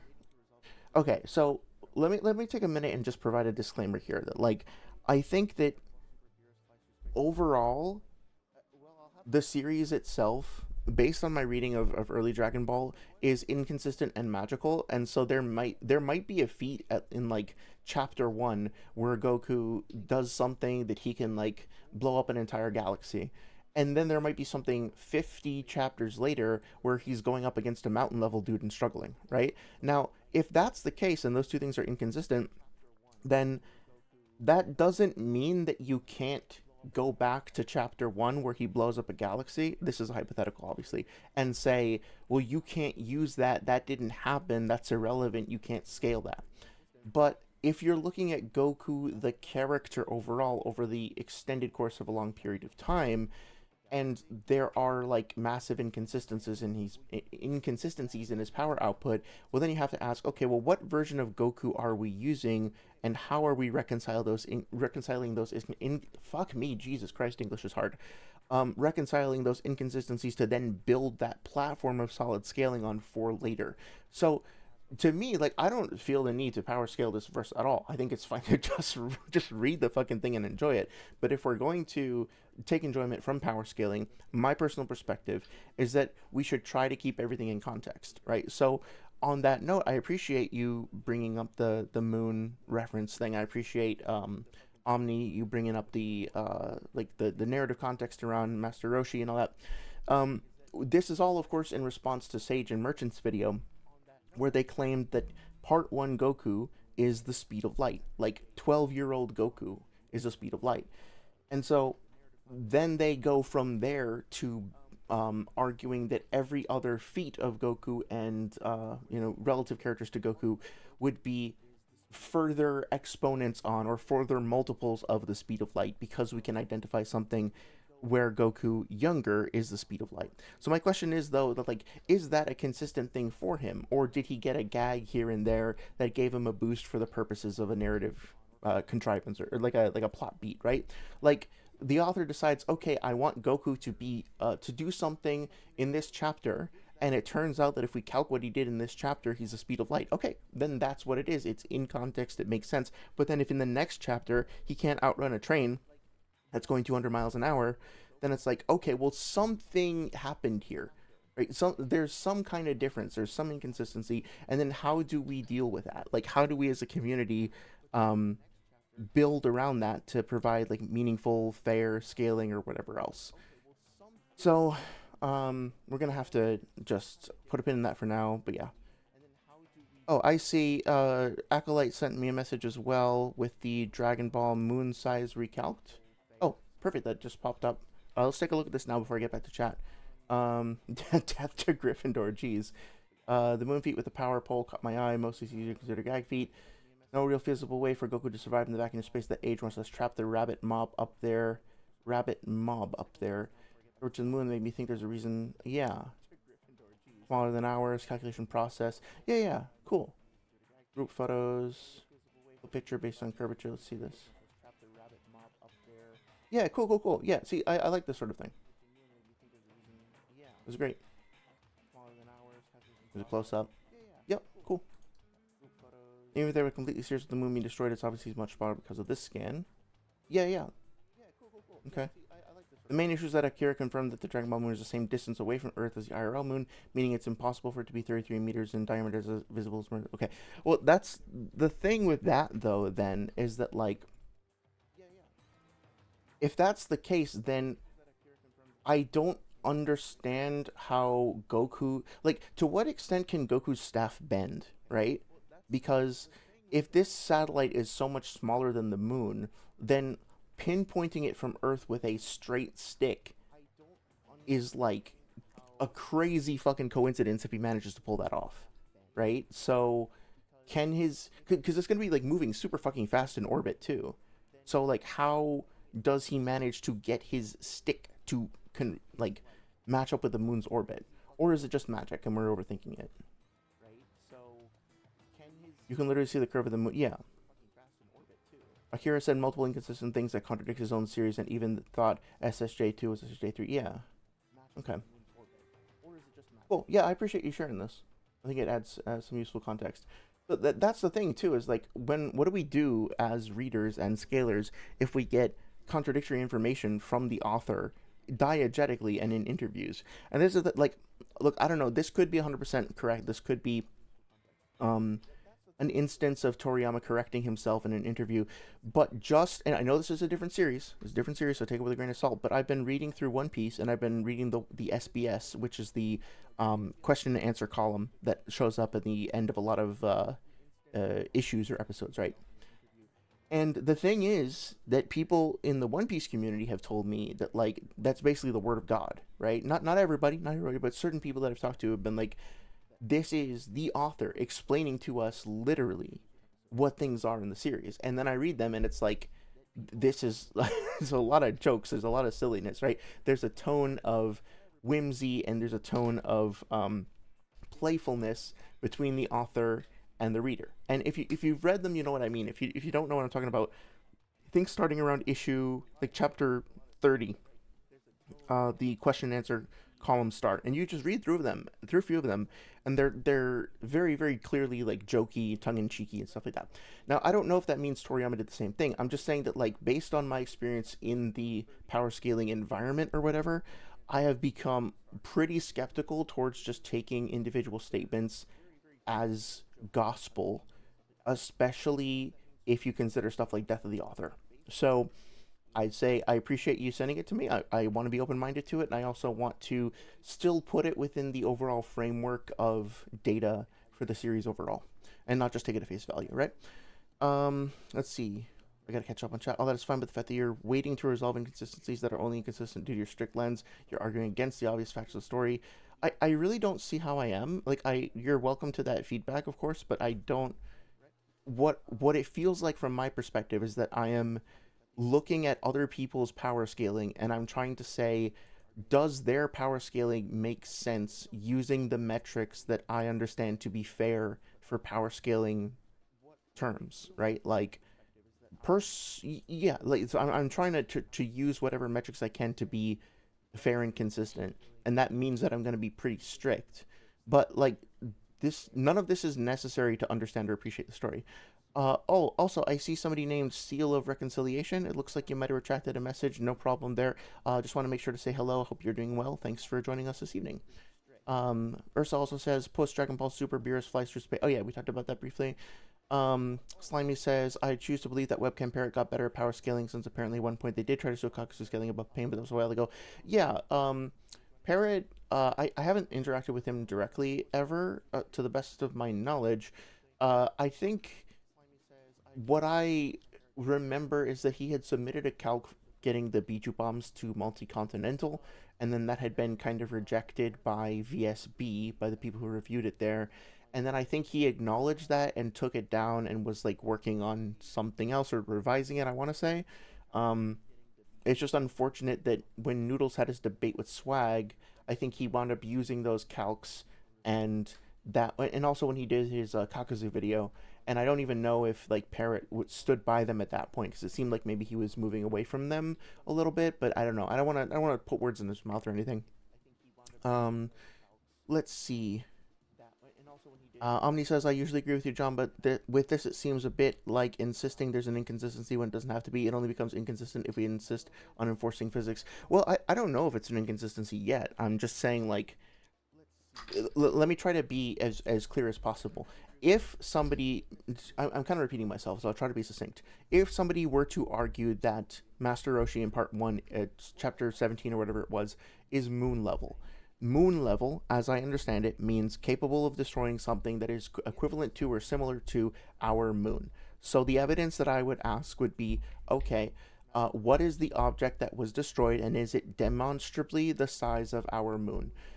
If we go based off of the way that the moon in Chapter 17 is depicted, it does not appear to be the same size as our moon, so I don't think that we have sufficient evidence to say, based on that feat alone, that Master Roshi is moon level.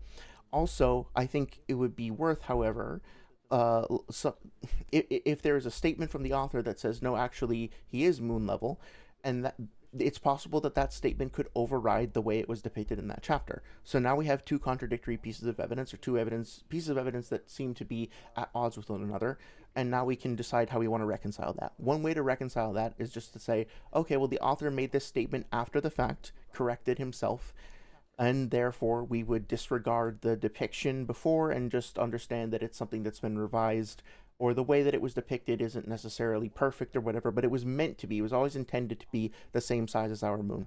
Then that would be totally fine. We put all our evidence together, we find the contradiction, we resolve it, and we say, okay, Toriyama makes this very clear that that is meant to be the moon. Even if it doesn't quite look like that, it is our moon, and so he would be moon level off of that.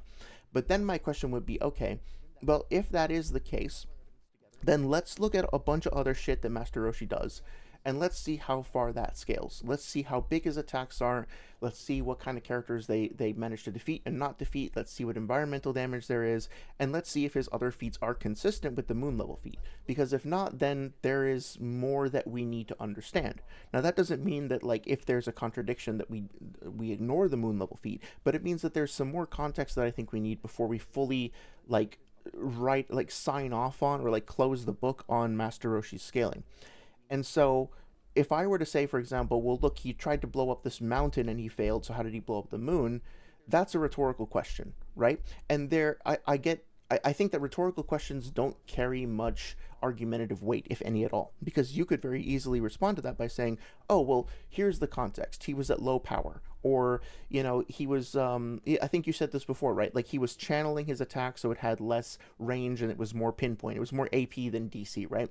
So, me just asking a rhetorical question doesn't defeat anything. It's not counter evidence. But it is me saying, I'm not going to, like, put my foot down and say that I have judged this and I think that it's solid until I look at everything in context, right? I'm advocating for us to look at as many data points as possible before coming to a conclusion. Because what I see happening, and this is all in response to like the Sage and Merchant video, because what I see them doing is they're literally just, I'll play it in a second here. They're literally just like, here is Goku dodging a laser, so he's the speed of light. Done. Here is Goku dodging a fucking solar flare, therefore he's the speed of light. Done. And they just like, they laser in, pun intended, on that one little thing, and they're like, just based on this is objectively the case, this has to be the case, this is undeniable, this is undisputable, right? This is a fact. And then they base everything else off of that, and whatever happens after the fact winds up getting conformed and folded back into, in order to conform to that first piece of evidence. That first piece of evidence leads the whole rest of the conversation and like biases everything before the conversation really gets started. What I'm trying to do is I'm trying to say, no, let's not look at that, right? Let's look at, and I know, and this is where it gets like, power scaling gets really hard, and maybe some people think that I'm taking the fun out of it, whatever. But like, I think we should look at every single feat and anti-feat that Goku has around that time. We look at all of them, put them all on the page, see how many pieces of information we can get for each of them, and then see if it's consistent, and then draw our conclusions from that, as opposed to just looking at one thing and then deriving everything from that. Hopefully that made some sense. Maybe when I start playing the video, it'll make more sense. All right. Let's see. Are we spreading, Dr. Triangle asks, are we spreading the manga and anime? I'm sorry, I'm not sure what you mean by spreading, but I am happy to consider feats from the manga or anime. Like, I'm not going to be a stickler for canon, especially with Dragon Ball. Let's see. Ursa says, not even enforcing physics, enforcing perfect internal consistency is a death sentence for power scaling, because not every punch is going to eclipse the visual field of our fights. I don't expect it to. I feel like we're like weirdly talking around each other, and I'm kind of confused why, but let's get back to that. Seal's still here. Hello, Seal. Seal record. My God, let me take a drink of water and then try to talk. I feel like we're like weirdly talking around each other. I'm kind of confused. Okay. I swear to God I can talk. Seal's still here. Seal of reconciliation. I will call you Seal for short if that's okay. Seal says, to be fair, couldn't it be argued that the moon being small in that rabbit panel was an inconsistency, intentional or otherwise? Great Ape Goku in his first appearance is wildly inconsistent in size too. Yes, absolutely. And look, if we look at 4 different depictions of the moon in the series, 3 of them look like our moon, and the implications and narrative around the moon are that they are the size of our moon. And especially if they come later in the series. And then we have that one, which could be just like a joke gag side story about the rabbit. That's the only one that looks smaller. Then yeah, that would be the inconsistency. That would be the one that I would discard. In the same way that, like, well, not even discard, but just, like, not regard with the same level of weight or relevance or whatever. Like, let's talk about the Boruto movie, right? There's the novelization, which apparently came first. There's the movie, there's the anime, and there's the manga. So there's 4 different versions of the story, and they're all slightly different. So which one is canon? Well, I don't know. I think it's debatable. Some people would say the original is the canon. Some people would say the movie. Some people would say, or the novel, because it was the script or whatever. Some people would say the most recent one is canon. Some people would say that the manga and the anime have divergent canon, right? If you want to get a sense, though, of, like, is Momoshiki weaker than Naruto and Sasuke at first, and then does he get stronger? Yeah, that's consistent across all 4 versions. If you want to say, okay, in this choreography, does Kinshiki use a big axe? Does he cut down the tree? Does he not cut down the tree? Who does he fight, etc.? Well, that's a little bit more debatable, right? So you can either, what I'm trying to advocate for is like looking at all of the data that we have and trying to come to the composite understanding based on as much of it as possible. Hopefully that seems fair. Let's see. Omni says, I agree with the rabbit panel likely mean the inconsistent. Yeah, that might be the case. Since it's a gag that only works when calling upon folklore, yeah, absolutely. I totally didn't get the reference until, like, when I was well past my teens, right? Um, Ursa says, you're also not aware of the fact that Dragon Ball characters control the area of effect of their attacks. The thing you have to do is substitute the AP of the moon busting to attacks you see. I mean, I am aware of that, I think. Like, just in my own defense, I know that characters like Vegeta can fire out the little Danmaku spheres, and he can also do the Big Bang attack, right? And Final Flash and shit like that. Like, I'm aware that Ki appears to be a very malleable and very like flexible form of energy that can be reshaped and focused and stuff like that. So I think that I do know what you're coming from. I'm just trying to evaluate whether the moon feat in and of itself is inherently moon level. But it's again like I don't need to really die on this hill, right? Like Roshi can be moon level, I guess. I just don't see enough evidence for it. If by moon level we're specifically referring to like the VSB definition. Omni says, oh shit, hang on a second. I'm way behind. I'm sorry, guys. I got totally caught up here. I'm gonna try to catch up.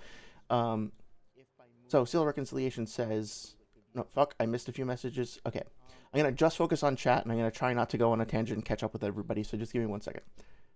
Okay, so Ursa says Goku in the Cell fight charges a Kamehameha that threatens to blow up the planet. Yep, I recall that. Hits Cell in the front face, doesn't even blow up a mountain. They control the AoE while maintaining AP. That is a very good point. I forget where it was, but I was just reading. I think it's somewhere in the Frieza saga where like one character has an attack that's potentially like planetary, and then somebody else like I think it's gonna like launch it at Gohan or something, and then Goku like throws up what appears to be a much smaller little ball and just like blasts it and knocks it away, and then it detonates off in the distance or something. So yeah, there's also like a beam attack or like an orb attack or something like that. The amount of energy that's in it is not equivalent to the amount of energy, or sorry, the amount of energy that you can use to safely interact with it or manipulate it is not the same as the energy output. Vague analogy, but it's like, you know, you can pick up a bomb or a missile and carry it around and even drop it on the ground or kick it in the air or something like that. That doesn't mean that you're tanking the explosion from it, right? So the energy in Dragon Ball can clearly be encapsulated and stretched and set. Like fucking Goku like has his two little Kamehameha bubbles that he keeps under the water when he's fighting with Frieza, right? And then he like holds them in place and like somehow manages to get them to flick upwards to distract him one by one. So yeah, like they can maintain their form without detonating, without even doing any damage to the water around them, right? Like they're little energy balls of immense destructive power, but they're not even like heating up the water around them, right? So I think I understand where you're coming from. Small blast that destroy nothing can hurt them. Raditz thinks the same moon busting attack on the chest with no damage. Yeah, and I do acknowledge the difference between AP and DC. Goku in the Cell fight, yeah, it takes no slower than a few seconds because anything else would introduce logical inconsistency. Well, maybe that's what I'm saying. Maybe it does. Maybe it does introduce logical inconsistency. Seal says there's a famous old calc based off the anime version of that scene. It puts the beam Blast Piccolo used to blow up the moon at FTL. Well, okay, I mean, that might be the case, right? That might be the case. If that's the case, then sure. A lot of what I type is longer than the character limit should be. Adding tweet markers like 1 out of 3. Oh, yeah, no worries. I'll try to keep up with it. Is the pole conscious? Can't remember if it's only the Nimbus. I don't know. I mean, like Goku does say like, hey, extend, hey, retract or whatever. So, but I don't know if it has the same level of awareness as Kinto-un does. Goku's speed shouldn't scale to the pole expansion IMO. I doubt the pole would stretch with consistent speed anyways. Yeah, I mean, like, again, like, it could totally just be a magical thing, right? Dr. Strangle says the translation I'm reading has Piccolo saying it looks like blowing up the moon was the best decision. Then he removes Gohan's tail, the easy thing. I see. Yeah, that would be consistent with Master Roshi doing so previously, right? I think it's not. Sorry, Slimy Orb says, I think it's not being a few hours. I think the panel break is them going to space for a bit and not a time skip. It could be. It could very well be. Omni says, I imagine like a spell system almost. Goku goes, I want the pole to expand to its length. Depending on the task, the pole would expand at different speed. Yeah, that could work too. Ursa says that's the problem, John. You're demanding everything about the scene makes sense, or else you reject the scene, but when you can do anything but reject the scene. I I mm, mm, I'm genuinely sorry if that's how I'm coming across. Um, I guess I'm not doing a good job of explaining myself because what I mean like I got this message I think before I went on my long spiel, so maybe I'll just keep reading before I go get like crazy deep into this. But I think like I'm not actually demanding it makes sense. I'm saying that like for power scalers to use this as part of their arguments, they better have done their homework, and I don't think they did because I think there's more nuance and context here, and there's different ways to look at this. So what I'm saying is I am finding the way that that certain power scalers interpret these scenes to be too rigid, too narrow, and too brittle based on the usual power scaling standards. I don't think those tools are going to work adequately when applied in the most stringent sense to this. From my perception, that's what Merchant and Sage were doing, and I think that their approach is leading them to potentially miss the mark or at least exclude context. And so it's really ironic if you're giving me the feedback that I'm doing the same thing by calling them out for doing the thing that I'm trying to get them to stop doing. I don't know how I got myself in this position. Then I'm gonna have to listen back to this later and figure out. Like sometimes I'll listen to myself on stream and realize, oh shit, like I was wrong about that, right? So I'll listen back to this and see if I can catch where I made the mistake. Um, Omni says, sorry, talking about whether Dragon Ball feats are consistent and using it for further discussion for what makes something consistently at a specific level. Oh, yeah, sorry, I missed Saria's message. Damn, this thing is jumping all around here. Okay, hang on. Omni says, so when the Reach the Moon spell is used, it's plausible for it to be faster. Yeah, that makes sense. I mean, for all we know, it could, like, literally instantly stick to and attach to the moon off screen, right? It could just be a magic spell where it just, like, does that instantly. Um, Seal of Recreate Seal says, to be fair, a lot of fantastical stories and especially battle shonen always have very weird inconsistent outliers. 1 second, I gotta sneeze, muting my mic.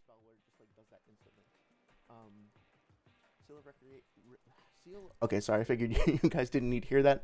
In the Boost Saga, Gotenks only flies around the world a few times, but wastes most of the fusion timer in doing so, which is massively inconsistent with many speed feats. Much weaker characters than him pull up. Okay, well, that would be my question. And, like, I don't know the answer to this, because I haven't read the whole series, like, recently.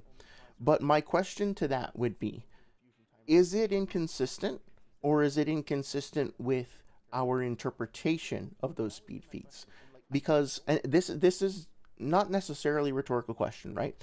Why can't we take the fact that Gotenks, so like let's say Gotenks flies around the world 20 times, right? And we know the fact that we know for a fact based on the fusion timer that he's only got half an hour to do so. Why can't we take that and be like, okay, so his speed is, and then like do the calc based off of that, and therefore backscale other characters' speed feats to that? Does that make sense? Like, I think that like if you're saying that there are other identifiable like concrete feats where it's like, okay, no, we know for a fact that like Goku at this part of the series, it's like very explicit, plenty of evidence to support this, that he's like 100 times faster than light casually. So it doesn't make any sense for Gotenks to be, so much slower because you can get around the Earth 7 times per second at the speed of light, right? So like, okay, and then that's fine. Then that would be the outlier. But also, I think you could try to flip it, right? Say, okay, well, if we have solid evidence, like if it's very clearly, and I don't know if it is, if it's very clearly demonstrated that Gotenks is slash are moving as fast as they possibly can, and they only make it around the world X number of times in Y amount of time, then that is a piece of data. Now, maybe that's the outlier, or maybe that actually provides context to the previous feats and re-clarifies them, right? So my approach to power scaling is I want to go backwards and forwards and up and down, if that makes sense. I want to see if things make sense if you start from chapter 1 and scale up through chapter 700 for Naruto, and I want to see if that same scaling makes sense if you go backwards. Hopefully that makes sense. Okay. Babidi's reaction to Vegeta having friends. Yeah. He just doesn't understand. Sorry says I got my ass beaten. That's hot because that means she's better than me. How goes it? What are we talking about, chat? Apparently, I'm doing a bad job of scaling Dragon Ball. I'm being too strict. You know what I've noticed though? You know what I noticed is that when I talk to Naruto fans about Naruto scaling, Naruto, people in this chat, being the exception, people in our community, we tend to see eye to eye for the most part. But like other people in various comment sections or whatnot tend to be like, "Wow, why are you being so strict about Naruto?" Like other verses like JJK or whatever, or no, more so like Bleach and One Piece get to have these amazing feats. Why don't Naruto? Why doesn't Naruto get to have those feats too? Why are you being like such a stickler for all this stuff? And then I go over to One Piece and be like, to my mind, from my perspective, I'm applying the same kind of approach that I would to Naruto. You know, like to the fucking slow beam for the Foxy stuff we were talking about a little while ago. I go to One Piece and I do the same thing. Immediately, everybody's like, "What the fuck are you doing? You don't know anything. You don't know what you're talking about. Get the fuck out of here!" Right? I'm but we were just talking about the Naruto stuff, and I'm just using the same methods that we were agreeing on the Naruto stuff about. And now I'm feeling like, oh shit, are we going to go through this on Dragon Ball as well? And you know what? If I'm the common denominator, you know, like this is not like my Naruto streams where I've been fucking obsessing over this for years. This is I skimmed through 250 chapters since Thursday night, right? So like, forgive me if I'm not getting everything 100% accurate. I'm not gonna die on a hill with a lot of the stuff I will fight tooth and nail about the fucking data books and the light speed statements for Naruto. I'm not gonna fucking I'm not gonna fucking scrap like that about this. But it is weird to me. It is something that I'm gonna have to reflect about because like what am I what am I doing that is coming across this way consistently regardless of verse? And sometimes it works and sometimes it doesn't. And why? Like I have to find what those variables are to be able to understand this better, right? So no, I saw your message later on. You said you hope you're not coming off as hostile. No, not at all. Like and I know you well enough now to know that like you're coming from a good place and all that. Um, it's weird to me that like we clearly share a common paradigm in a lot of things. So I'm like, okay, well, what's going on here? Like I gotta figure this out. But I can't learn anything unless you guys give me feedback, right? So I appreciate it. If I wind up getting frustrated at any point or being snappy, please, well, I'm gonna try not to, so that I don't have to like excuse myself for being an asshole. But please understand also that it's like, um, uh, oh, the sound loop Omni. Yeah, okay. So I'm just gonna go ahead and turn my fucking desktop audio off, so I'm not gonna be able to hear that anymore. Hopefully, you guys. Yeah. So 3, 2, 1. Okay, so after the snap, the desktop audio is off. Please let me know if you still hear the loop. I could hear it very very quietly in the background. I don't know what's causing it, but hopefully that will help. Let me know if it's still giving you trouble. I'm sorry about that. Now we finally get to the ass beating. Hello again, Saria. Saria says, "Got my ass beat, and that's hot because she's better than me." Oh yeah, we talked about that. Talked about the Dragon Ball stuff. It's not as inconsistent as you're claiming because you don't understand the power system well at all, as well as the style that Toriyama's going for. He wants fights to be parsable. Yeah, but he wants the fights to be parsable for the audience, but I think he can still I think he slows things down for us as regular humans to be able to understand things, but doesn't but can fuck, how do I explain this?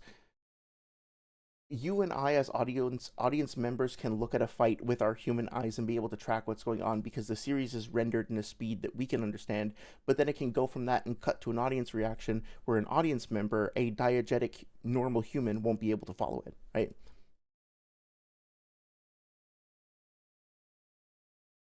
So there's like this weird almost omniscience or super sight that we're given as an audience member that people in the universe don't necessarily have. Um, Sounds fun. I guess I don't pay much attention to Dragon Ball and scaling context. Yeah, that's fair. And I agree. Oh, 1 second. Definitely keep everything in context, but know that they can amp themselves up. What's the difference between the gag and the plot for looking at the story as a coherent world? Um, Really, my objection is that's a good question. It's a fair question. My objection is Sage and Merchant saying that fucking Kid Goku is the speed of light just because he dodged a laser beam. That relies on an assumption that this laser beam functions the same way as it does in our universe and has the same basic speed or whatever. That relies on an implication, assumption, conclusion, whatever, that the series is one that should just be assumed to be reflective of the real world in terms of things like that. In other words, we see a thing, it looks like a laser, so it's safe to assume that it is a laser, so it's safe to assume that it moves at the speed of light. Therefore, if a character can dodge out of the way, we assume that they're at least relativistic, right? Or they can aim dodge in a way that makes them relativistic ish or whatever. So, if that's the case, then my approach to trying to evaluate whether or not that's fair is to go through and read the surrounding chapters and get a sense of the series overall. And what I find is that the series is full of magic, sci-fi, and things that don't really conform to reality as we would expect. And therefore, I don't think it's a safe assumption that just because this fucking thing looks like a laser, that it necessarily is a stream of photons moving relativistically, right? So that has been kind of my whole approach to reading over the past few weeks, or sorry, past few days. I wish I had weeks to do this. The past few days has been like, I'm trying to get an understanding of the nature of the world itself and whether or not it's safe to just assume certain things about real world physics apply to it. And from my understanding thus far, I don't think that it is necessarily safe to make those assumptions based on what I've seen. That's kind of where I'm coming from with all this. Omni says, and I agree, if a potential partner isn't beating me a lot of the things, I wouldn't be interested. Yeah. I mean, like, that's the thing, right? Me personally as well, I like having a partner who can challenge me. And I'm very lucky to have one who, like, there are some things that I can do better than she can, I guess, but there are things that she can do better than I can, plenty of those. And she also helps motivate, elevate, inspire me to do better at the things that I'm good at. And so, like, that's the point of being in a partnership, right? Is to be able to support each other like that. Let's see. Dragon Ball will never be Saint Seiya, the Knights of the Zodiac. Sure. I'm not gonna fight you on that one. Sorry, it's correct as usual. As usual. One Smart says relative to its size would just be slow, so aim in its general direction. Oda is silly. Yeah, Oda is also like a silly little goober. Relative to its size. Oh, you mean the moon? Yeah, I suppose that could work. And again, like, look, I'm saying, well, can we find a realistic explanation that gives us a realistic physics calculation of how this little kid managed to get his rod all the way up to the moon?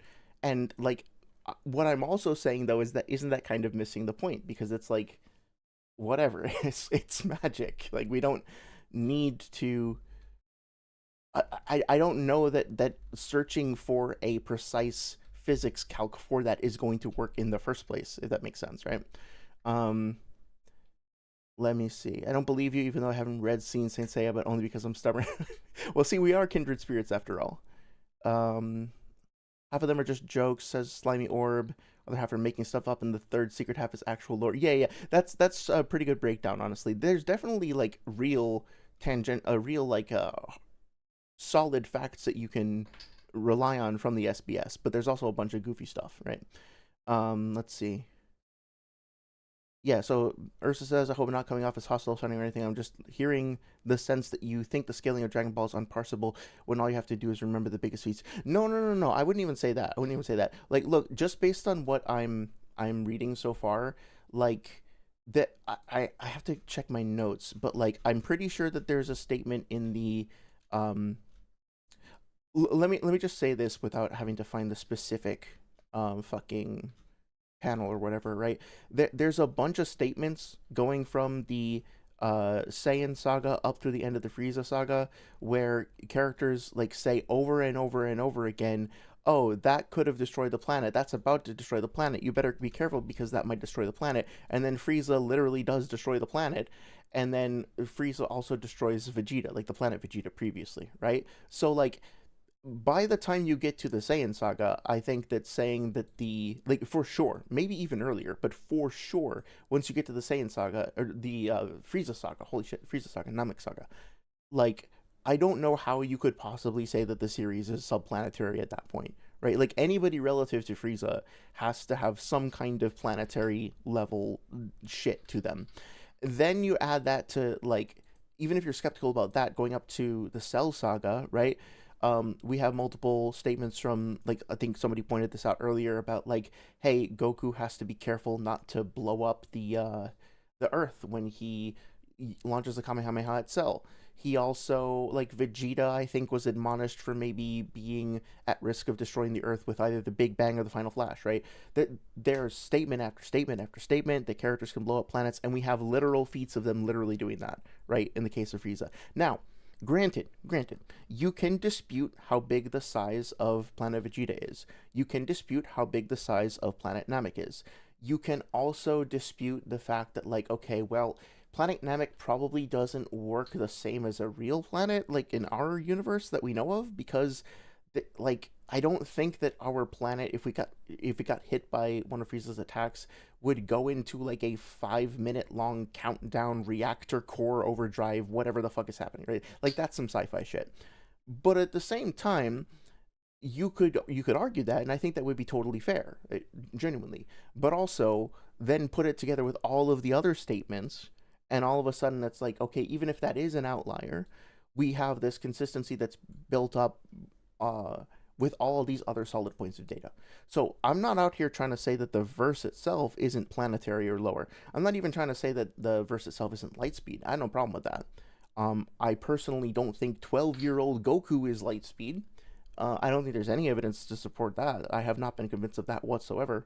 And even if he were, I don't think Sage and Merchant were uh, fair at all in the way that they presented that data. I think that they were lazy and hand wavy and kind of incurious, like they usually are. Well, especially Sage. I don't really know Merchant that well.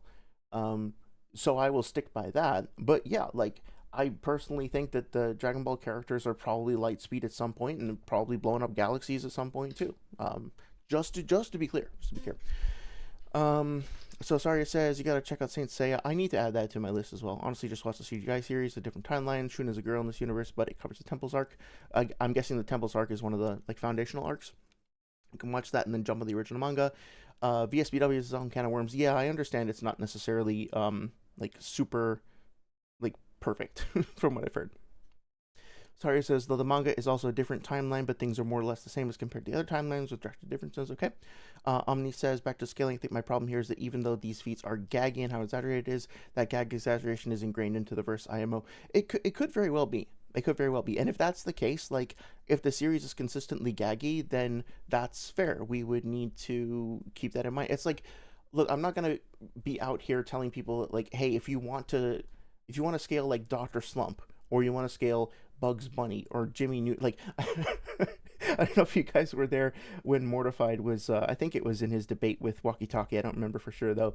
But like, he was like screaming at somebody. He was like, "Fuck, you don't know how good Mortified is. You don't know how great Mortified scaling is. I don't just fucking do this Naruto stuff. I do Naruto. I scale fucking One Piece, motherfucker. I scale Jimmy Neutron, motherfucker." And he throws that out there like a trump card, like a trap card or something, right? Like, fuck, y'all don't know about my fucking Jimmy Neutron scaling. So it's really funny. But like, being serious for a second, like, you can scale whatever verse you want, regardless of whether or not that verse is magical or realistic or like totally arbitrary or goofy. You could scale fucking Gumball, or Bluey. Well, Bluey is, I think, is pretty realistic, but like the fuck it, whatever, because it's supposed to be for fun, right? It's supposed to be to help you, I think, like better understand the series by applying like practical physics, math, stuff like that. It's just that in a series that happens to be magical in nature with malleable feats and inconsistencies, or just like a non-rigid magic system, you might find it harder to get precise and consistent values. And if that's the case, then any statements you make to the effect that, like, oh, this is definitely inarguable, blah, blah, blah. Like, not that you're saying that, Ursa, but, like, that's what I would have more of a contention with. So, again, as usual, my beef isn't with the series as much as it is with certain people scaling the series in a certain way. Let's see. Literally ignore the small shit because the big shit is consistently reinforces canon of the story, like it's planet level and threatened to blow up the planet. Yeah, and I think you kind of preempted me on that, but yeah, I'm 100% on board with that. Seal says, only other thing I know of Parrot was when Swag mentioned to debunk his KCM1 Naruto calc is 50 times faster than the Raikage based off the dodge at the end of the fight calc. By way of pointing that out, by the calc, the right Kage would actually be faster than KCM1 Naruto due to the angle he hit the wall from. Yeah. I think that was something that Seth maybe originally came up with. It was like, it was either 50 or it was 72x, and it was using like, assuming that Naruto was the speed of light, and then looking at the distance between him and the wall and the right Kage, and then saying that the right Kage moves 72x faster. I think largely that's been discarded by the community at this point. But I do remember like the meta that you're referring to. Um, yeah, I think I know what you're talking about. I wasn't aware that Parrot was involved in that, but it could very well be. The one thing I will give Parrot credit for is that like he's the one who came up with the raw durability thing. Everybody gives Noodles credit for that, but it was his invention. So he should get credit for that. I guess it's a dubious honor, I suppose, based on how you interpret that debate. But yeah, like credit where credit is due, obviously. How casual is this power for them? Vegeta new to planet with two fingers in the anime. Yeah. Hey, if that's the case, then that's something that would fit into it as well. So if you're saying that like because of these planet destroying feats later on, that the moon destroying feat earlier on actually makes sense, then yeah, that would actually be a totally fair thing, unless there was well. I think that is important context and is something that I should keep in mind, especially as somebody who's relatively new to scaling this verse. I will say that it is also possible that there was just a crazy exponential jump in power. But usually when that happens, that that strikes me as being weird. Like if characters just like massively jump up in power with no clear explanation, I'm like, what the fuck? Like that's part of the reason why characters in Naruto being supposedly like massively FTL doesn't make a whole lot of sense to me, because like we get we go from fucking I don't even want to get into the Naruto scaling stuff right now, but it's like if that would if we look at an identifiable feat of like something like lightning being difficult to dodge, even if Zetsu's not 100% correct about his calculations, that being hard to dodge, to then going up to massively times faster than light, like even hundreds of times faster than light within a couple of days, couple of weeks, without like I don't know, like that stuff strikes me as being weird. So that might actually go to your point that if the characters are already that strong by chapter X, then it would make sense that they would be more like closer to that by chapter X minus 50. If that makes sense. But I mean, like, remains to be seen. Um, Seal Reconciliation says, yeah, the parrot thing. I'm still hearing that audio loop. I'm sorry. I don't know what's causing that. I will try to fix it for next time. Last time this happened, it was a problem with OBS. So I think, let me try this. Just mute this. Yeah.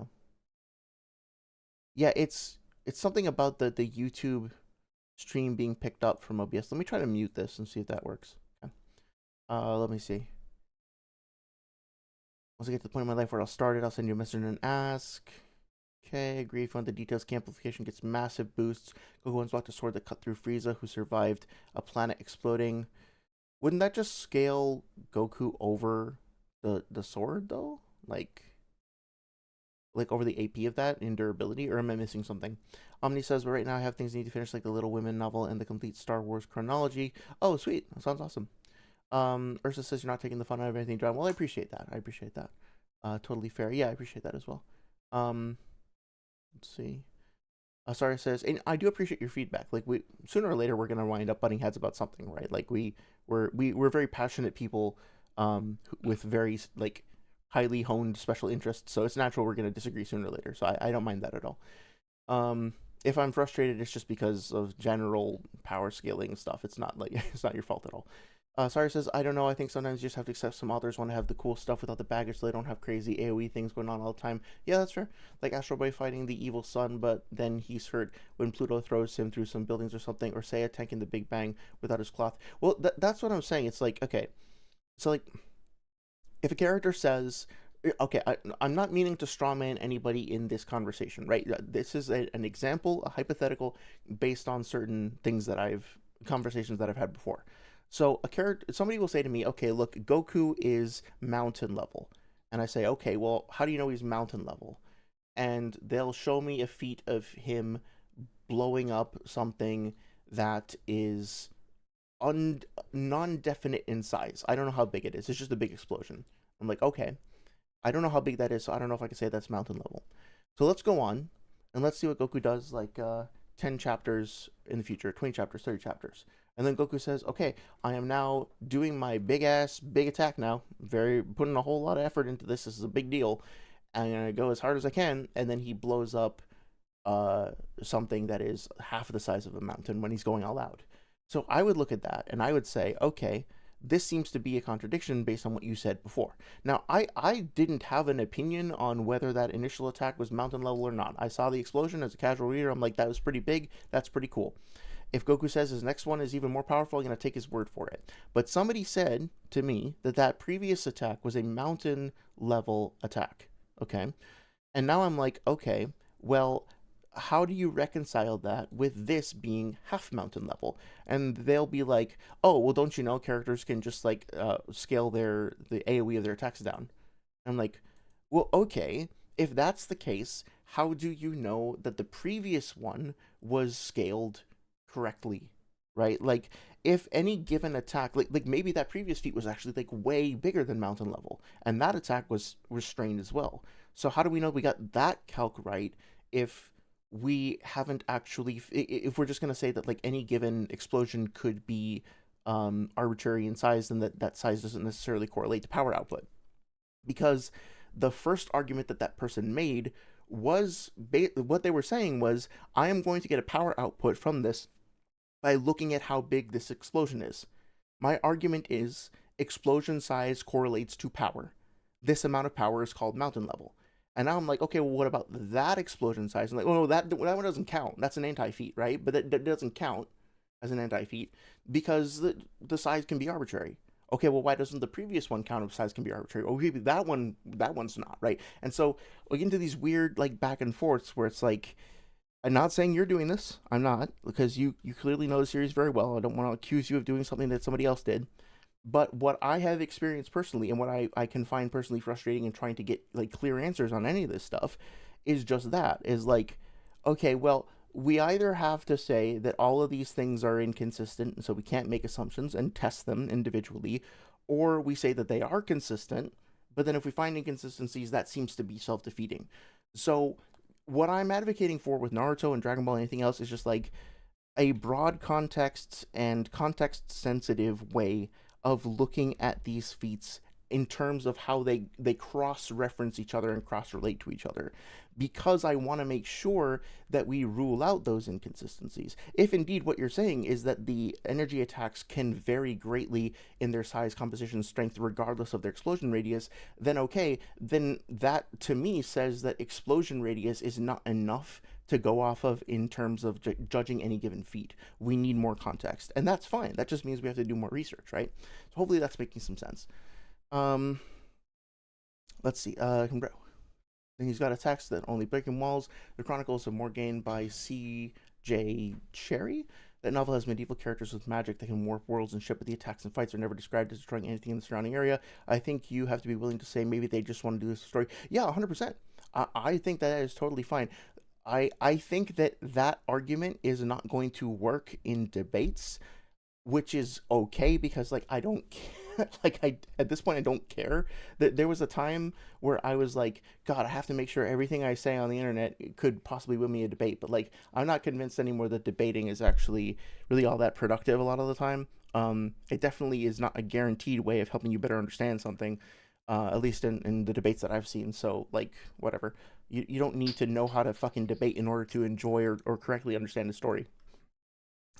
Omni says, I severely doubt Japan looks at Can the same way as the internet nerds do. Yeah, I've heard that. I've heard that. I doubt it matters as much if at all, whether or not certain stories happen in the exact way in the specific continuity. Yep, that's probably fair too. Still hearing that fucking echo, damn. Do you think that AP, oh, sorry, Seal asks, do you think that AP being wildly different from DC also applies to Naruto? I don't know. I don't know. I think I need to think on it some more, and I don't want to rush to judgment.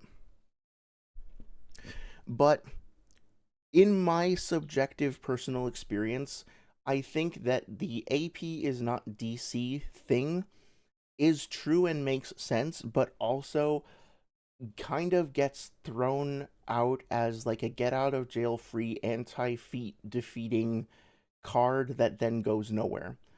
And again, this has more to do with the way that it's used than anything inherently wrong with it in and of itself. But to give you an example, um, if I were to say, well, let me read your question, and I might want to make sure I understand it. Yeah, so like Naruto is capable of tanking attacks from Sasuke and during their fight in the final valley. And then when he's in KCM or whatever, he gets pierced by uh, Sasuke's sword when fucking Shin activates the sword with his metal bending jutsu or whatever the fuck it is, right? So I think some people would look at that and be like, well, the sword has to have AP that is like the amount of energy in that metal sword is equivalent to the amount of is like has to be higher than Naruto's base durability, and Naruto's base durability has to scale to Sasuke's like I don't know if you actually get hit by Indra's arrow, but like I'm just pulling something out right for the sake of an argument. It has to scale to Indra's arrow, and Indra's arrow would scale to Madara, who's capable of chopping down mountains or whatever, right? And so like you go through all this shit, and then you're like, okay, so the energy in that sword would need to be equivalent to the energy that you know, would be like equivalent to I don't know, Ten Tails Bijou bombs or something like that. And like to me, it's really really weird that this metal sword just somehow has all of the equivalent energy that would normally be invested in uh, multiple nuclear bombs worth of power. That just happens to get focused into this one little localized point, and it doesn't like send out a massive shockwave behind it. It doesn't set out a massive shockwave to the sides or underneath. It all just sort of conveniently just slots into Naruto just like that, right? Remember when we were watching the Toneri fight? If you were here on Thursday or last Sunday, we were looking at Toneri on the moon fighting Naruto, and when Naruto smacked Toneri and he got that like one shot kill, so to speak, he it wasn't a kill, but you know what I mean, right? Like we saw Toneri get launched the fuck back into the wall and smash up against the wall, and we saw a shockwave propagate through the wall and crack it. We also saw that like there was a big shockwave that impacted the ground around Naruto, like basically like a little crater formed underneath his feet. So I think that like the idea of differentiating between AP and DC, and the idea that like authors aren't necessarily going to draw a character who has enough AP to defeat somebody the same way that they would draw a DC makes sense intuitively and makes sense for the purposes of a power scaling conversation. But also, I think it's not giving artists enough credit sometimes, because like if you look at that Toneri fight, like the artists did go out of their way to make a certain amount of visual scaling to represent the amount of energy that's behind that. And so another explanation is that like, okay, well, you could look at that and say like, okay, Naruto has universal AP, so he must have just condensed all of the energy that is capable of destroying a universe down into his fist, and then we just only saw like a tiny portion of that transferred onto the moon because Toneri absorbed the rest of it. Like that's one interpretation. Or the other interpretation is that Naruto is nowhere fucking near universal. He's like not even remotely near planetary, and the explosion, quote unquote, that we see emanating from his fist is actually drawn and scaled correctly, and that our understanding of him being universal or whatever is like way the fuck out of proportion, and we should give the artist sufficient credit for having depicted the things correctly. This is not always the case, but I think a lot of the time the way that power scalers use the APDC distinction is basically just to be like, if anybody brings up any anti-feat based on like not seeing the expected environmental destruction or nature effects or whatever else, right? If you bring that up and be like, this doesn't make sense, this is a contradiction, they will try to dismiss your contradiction by saying, oh, well, that's AP versus DC. Clearly, this guy, he hasn't even heard of AP versus DC. Go read a book, go learn a language, maybe try English. You know, they'll be like super shitty about it and be like, no, no, I do understand the difference. I do understand. But also, like, that distinction might not be in and of itself enough to explain away this contradiction here. So again, I'm not saying anybody in this chat is actually doing that or is guilty of that, but I am saying that like I don't think it's enough to just like totally dismiss something out of hand, if that makes sense. Um, DC and AP isn't equivalent to Naruto, but it's much closer than it is or something like Dragon Ball, says Omni. It's quite possible. Although, like, I guess I would wonder. Correct me if I'm wrong here. Uh, isn't there an instance in the Frieza saga where where like a character gets hit with or is able to parry or like otherwise handle an attack from Frieza that is supposed to be planet cracking, but then winds up getting pierced by Frieza's little like finger laser ray gun thing, right? Which, by the way, like I think there's an argument for light speed reactivity based off of that, but I'll pause on that for now. But does that make sense? Like, I think that would, if that's the case, if that's anywhere even close to the mark, I think that would be a great example of, okay, Frieza can, consolidate his power into a narrow beam. It's even if it hits the planet, it's not necessarily just going to expand and explode like that. Maybe it'll never do that. It'll just go for a while and then dissipate. But it'll still kill people with planetary durability if it impacts them, because all of the energy that would normally be diverted towards blowing up in a massive explosion is instead just focused into this pinpoint thing that gives it like extreme piercing or tunneling power. But I don't have a problem with that. I think that makes total sense. So if that's what you all mean by talking about like AP versus DC differences, then yeah, I would agree with that for sure. Um, let's see. Fuck, I'm so behind. I'm sorry, guys. Let me start with here. Saria says, I rarely encounter media disclaimers that say official setting or derivative work when it comes to delineating products. Yeah, I think multiple people have brought this up before as well, that like the concept of what's considered canon in the West versus in Japan is significantly different. Even in the West, though, it's more important for authors here. It's still not anywhere near close to what the internet nerds blows it up to be. Excuse me. Yeah, you're probably right about that, Omni. Omni then says, without the Star Wars, I'm guessing SW Star Wars 90s push for consistency across works and mediums, I don't think the word canon would have taken on the meaning. Yeah, I bet that was definitely like had big ripples throughout the community, so to speak. I'll have to exit out real fast playing another match, and then I'm just gonna watch my girlfriend play Mario Kart. Yeah, yeah, go for it. Oh, she's really sick with the parkour. I shall return after my ass beating. Enjoy getting your ass beat.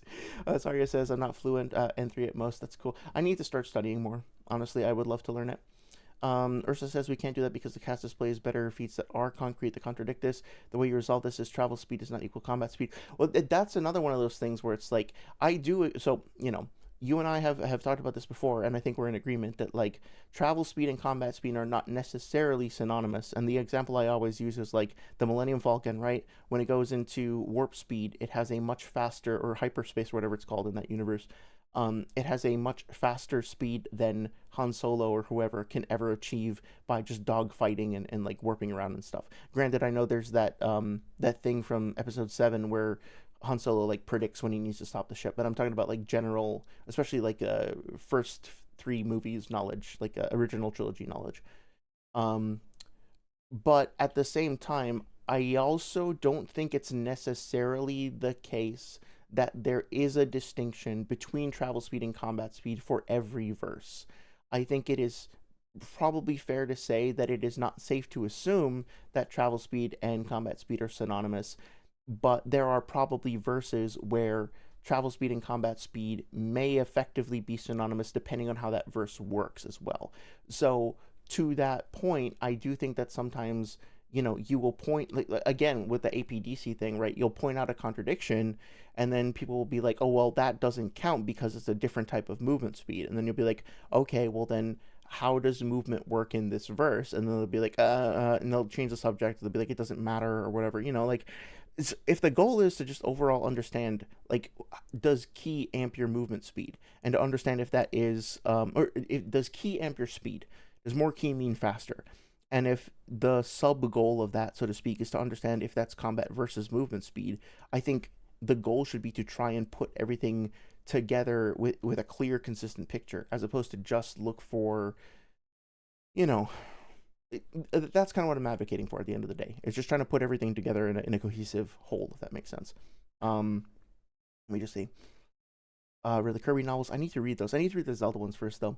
Dr. Strangle says, I asked the Google AI for the source of the 380,000 kilometer moon source. It thought for like 3 minutes and found it. It's the question corner of the original volume release of the manga, specifically volume 9. That's interesting. Okay. I wonder if we'll be able to find it here. I do like being able to see things in the original source. Oh, yeah, sorry. I'm just going to skip to the bottom here because, yeah. Well, unfortunately, I probably can't show much of this. Yeah. I'll take a look offline. Let's see. Occupants General. Okay, she might have she might have despawned to Smash. Ursa says, "You're not the problem, John." Well, I appreciate that. It's Dragon Ball. It's not a hard sci-fi, but it portrays high-end scaling definitely, despite how cartoony the universe is. You're not being inconsistent. The verses are okay. That makes sense. I appreciate it. I think sometimes it's yeah, and I hope I understood your points correctly. I was a little nervous that maybe I had misunderstood what you said, so feel free to correct me if I got you wrong at all. Saria's back. She's a fucking demon with Samus. I don't actively learn anymore. I was learning a few years back, but I'm satisfied with myself being able to read.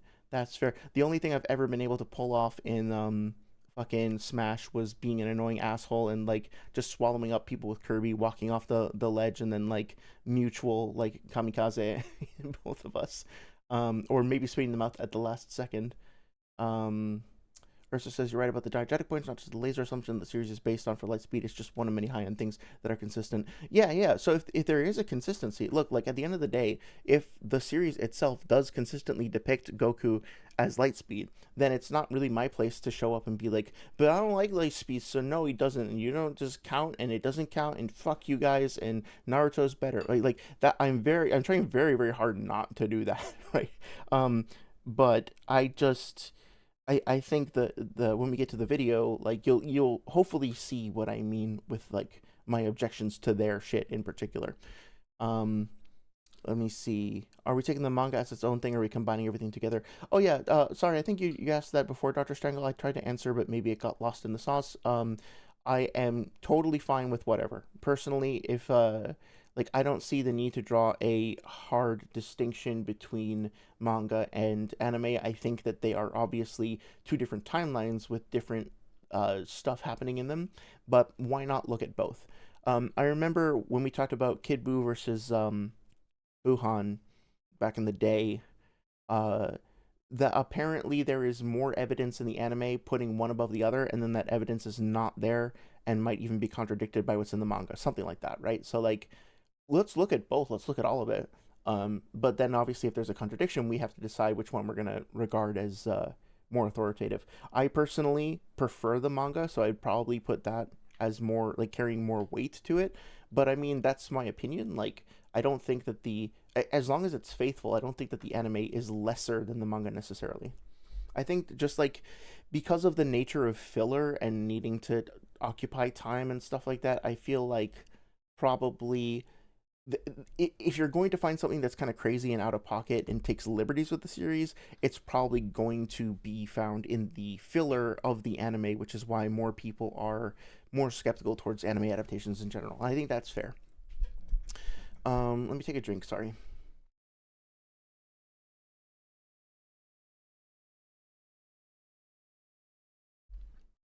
Orb says, don't remember if it was the anime only, but King Vegeta waved his hand. Sorry. King Vegeta waved his hand and destroyed at least 3 planets. Hey, okay. If that genuinely happened, then that would put him at multi-planetary for sure. Don't remember if it was anime only. Oh, I just read that, sorry. We should totally talk about the lore of ki as it presents itself empirically in the series. Like in early Dragon Ball, you don't see ki energy projection as much. I take that to mean that only up until you get to Ten Shinhan's level, you get crazy ki manipulation actions. That makes sense, yeah. It makes sense that it would come with a certain amount of not just strength, but you would need to exert control and precision over that. That makes sense? And that would come from just being a better fighter and being more in control of your body and your senses and having more resilience and resolve, right? Let's see, otherwise you'd be pulling up planets you're stranding on. Yeah, that makes sense. He's probably on another planet or an asteroid like Vegeta the Second was. Okay, yeah, that makes sense too. Only if you ignore the Spanish guy that says you need a power level of 10k to blow up planets. I don't even know what that is, so... like, is that the... Wait, that's not the Daisenshu, is it? If I'm even saying that right?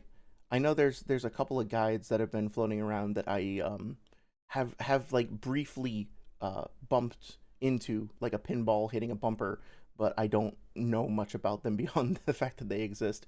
Um, Let me see. Can't find the raw Dragon Ball volumes. Yeah, I kind of gotten spoiled by Weeb Central. I don't even know anything else. Manga Park, maybe Manga Panda.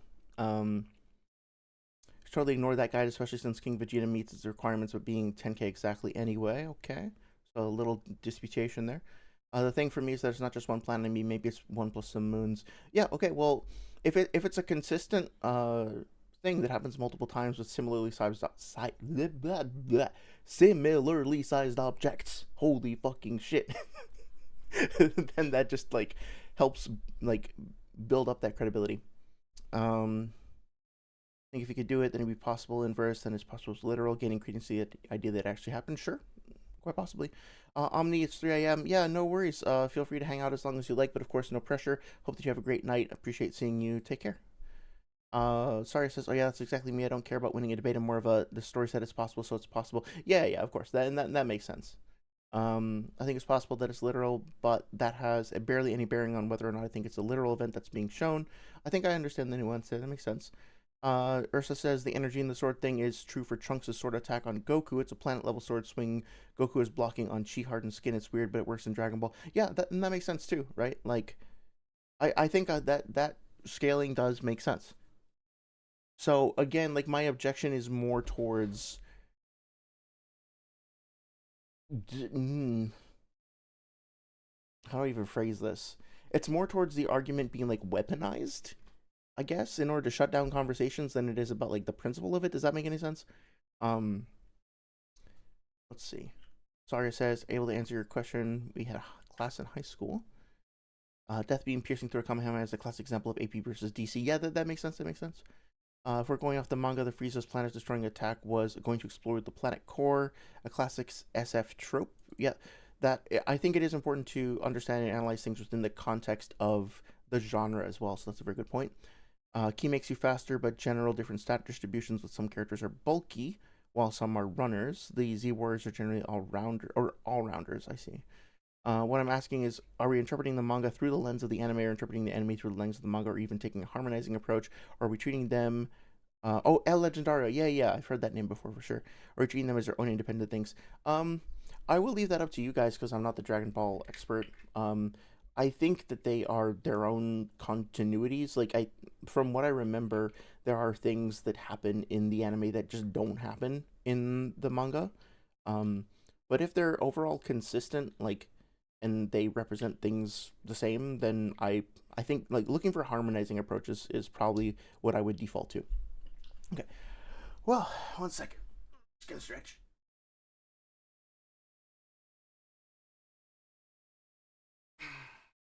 Make sure to stretch and hydrate.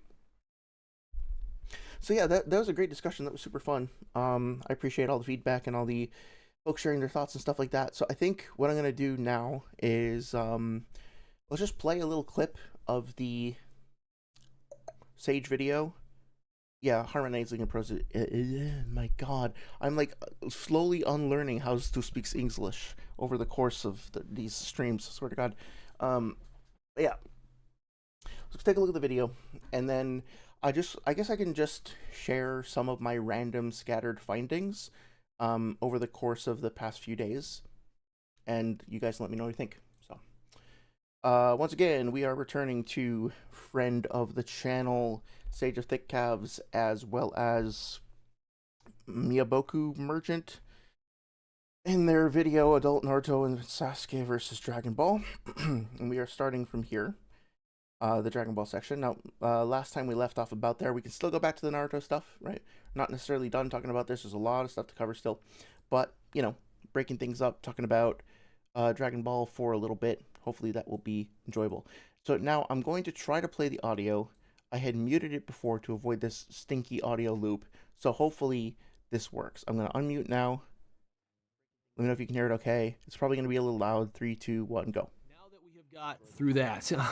We're gonna do is, like Merchant said, go through Dragon Ball chronologically, starting with the Saiyan saga, taking on all of the primary villains. Naruto and Sasuke are gonna be facing them as a duo. Obviously, standard battle assumptions, intent to kill, neutral playing field, all that good stuff. So, Merchant, our first matchup is adult Naruto and Sasuke versus Saiyan Saga Vegeta. You wanna go ahead and give us the scaling for Vegeta, and then we can talk about how this matchup goes? Yeah, first of all, just for the lowball interpretation of Vegeta, I'm going to establish this now that all my arguments for Saiyan Saga will be going off the baseline that Kid Goku is faster than light or relativistic minimum due to him dodging things like lasers and reacting directly to solar flare. A lot of people would argue that they don't get light speed till the Saiyan Saga, but that's just inaccurate. The argument that most people use of Raditz being stated faster than light is only in the anime, it's not in the manga. Yeah, and for anybody who is going to say that we're lowballing, just remember this, because what we could say is we could say that, the solar flare might not actually scale to light speed. We could say that, Captain or General Black's the laser beam attacks don't scale to light. We could do that, but we're approaching this from as honest of a perspective as we possibly can. So that's why we're going into this with this. And we're just trying to preface this, because I know that we're going to have primarily Naruto fans on this, as that's my channel, but we are trying to be honest with the Dragon Ball scaling. That way, you guys don't feel slighted, as you probably have in the past. Starting off. Okay, so to start off with, that whole statement is kind of weird to me. Like, we're going to be as honest as possible, so that you guys don't feel slighted like you might have in the past. And clearly, I'm lacking some context for what the fuck he's talking about, but like, yeah, dude, you should always just be you should always be honest, right? Like, I don't know why you have to call out that, like, well, this time specifically we're being honest. Maybe I'm missing something there. I don't know. But also, like, why are people feeling slighted by a lack of honesty? That's what I would like to know. Or is it that they're feeling slighted that, like, Naruto or Dragon Ball characters are being left out or something? I mean, like, I guess I sympathize with wanting to be sensitive to folks' experience in that regard. But also, like, yeah, just be honest and just put things out there honestly. The thing is, I don't see how we can, like, fairly regard this as being honest, because um let's just take a look at this right here. So it's on mute now because of the fucking audio loop thing, but um he says that, like, General Black fires things like things like Goku dodging lasers from General Black. And let's just see here, right, what this is. Based on the series itself, when I saw them saying this, what I wanted to learn for myself as somebody interested in just coming at this from a neutral perspective and learning about the series is this actually a laser blast? And if so, what does the series tell us about its actual speed? And are there any other potentially like weird contradictions or implications? Like, what actually happens around this feat that tells us that this is a laser? And if it is indeed a laser, then does it work the same way that a laser does in our world to be able to say that this makes Kid Goku the speed of light? Saying nothing about anything else just yet. Saying nothing about, like, Dragon Ball Z scaling or, like, Dragon Ball Super scaling or anything like that. Just examining this feat because this was the piece of evidence that was submitted. What can we learn from that? So, what I wanted to do was go through the series and see if I could find some stuff that would help put this into context. So, we talked about a lot of it already, but let's just go to chapter 95. Because, of course, he didn't bother to put the chapter where this happens in, because obviously, like, it couldn't be, useful for anybody to find that. Now, we don't know where, like, okay, we don't know if Goku at any of these points is going all out, right? But it isn't. Let's just like go into this with an open mind and just describe what we're seeing for a chapter or two and see where that leads us. Okay, so in this chapter 95, Goku's fighting against the Red Ribbon Army. He's attacking their base. He's punching people. He's able to, like, hit them on the head. Okay, so this kick is strong enough to crack a helmet made of metal, presumably, right? He's able to get right up near this guy, punch him, do some pretty serious damage. He's probably holding back because he didn't want to kill these people. He's not a murderer, obviously, right? Okay, so now he's behind. He's being faced off by against these two people over here. This guy fires what appears to be an RPG round. Now I don't know for sure what kind of rocket this is, but it's an RPG round of some sort. It's a rocket propelled grenade. It's a missile of some sort, right? So if we're going to bother trying to think about things in terms of like laser cannons firing lasers and the lasers moving at the speed of light, then it's interesting, I think, to look at this feat over here and see what we can glean from it. Goku seems surprised by this, and then he seems to get hit by it, and then he seems upset by it and a little bit scuffed up by it. Now, just speaking realistically, he did not dodge this. Okay, he did not evade it. He did not get out of the way. Does that mean that he definitively can't dodge it or that he's definitively slower? No.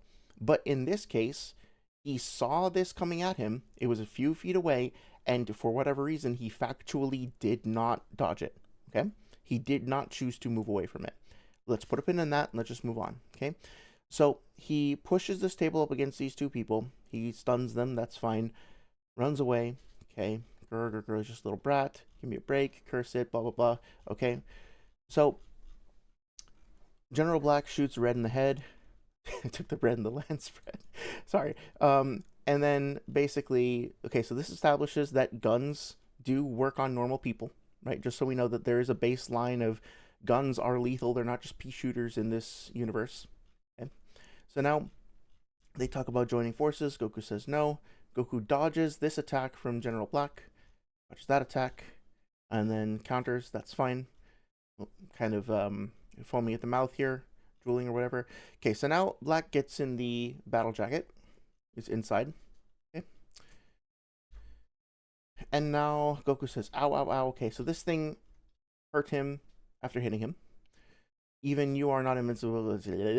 Battle jacket reborn. Okay. So now he fires this thing. Okay. And this thing is coming out of, I don't know, this aperture on his suit. On the arm. Nowhere that I could see is this ever referred to as a laser. He doesn't call it a laser. He doesn't say it's a laser. Nobody else says it's a laser, right? As far as I can tell, this is just an energy beam weapon. It's a sci-fi energy beam weapon coming off of a sci-fi mech with no direct explanation as to what it is or how fast it is moving.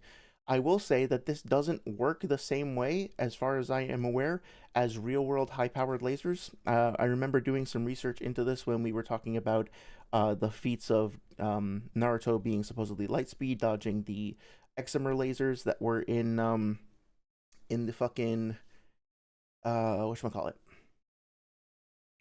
Why am I blanking on this? Oh, in the Naruto Retsuden, right? Okay. So I don't think that this is how a laser works, frankly.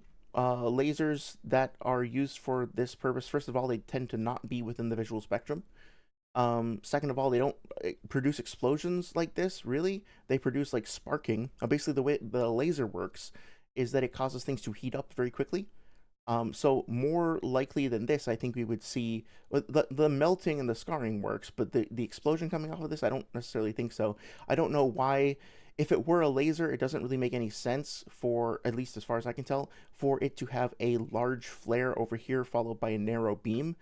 You would expect that if this is the chamber in which the gas is being excited and producing the laser beam, that the mirrors in this chamber would be focusing the beam outward. So I don't know how we would explain or reconcile this like poofy cloud around it with being a real world laser or an equivalent to that, but okay. So this is what I then wonder about. Okay, so Goku dodges out of this, out of the way. If he is moving, if we're going to use this as a feat for him moving at the speed of light, which I believe they do, right? Let's just play this a little bit. Okay, so we see him dodging at the speed of light. Notice how the page like cuts out right here. Notice how we don't actually see what's happening down here, right? Now, I find that interesting because if we look at what is on the rest of the page that they just cut off, we see that General Black actually grabs Goku while he's in mid-flight. So, unless I'm missing something, This beam is supposed to be the speed of light. Goku dodges it, therefore he's moving at the speed of light. Therefore, General Black manages to grab him at the speed of light, right? He would need to be able to be moving relativistically to grab this relativistic movement, which means that this normal human being can perceive and track and, like, because he's in the thing controlling it, like he's moving it with it, like you can see his hands on the controls, right? He didn't become a cyborg, he's not cybernetically enhanced, he's like remote controlling this like a video game, right? So he puppets it, and he can puppet it at the speed of light, which means that he can move, to some extent, he can move his fingers at least at the speed of light to be able to react to this. And he can also coordinate his own reflexes to be able to lock on to Goku. And the suit made of metal, right, can also do this. Okay. So then he throws Goku, who's supposed to be, this guy moves at the speed of light, right? And he's trying to kill this guy.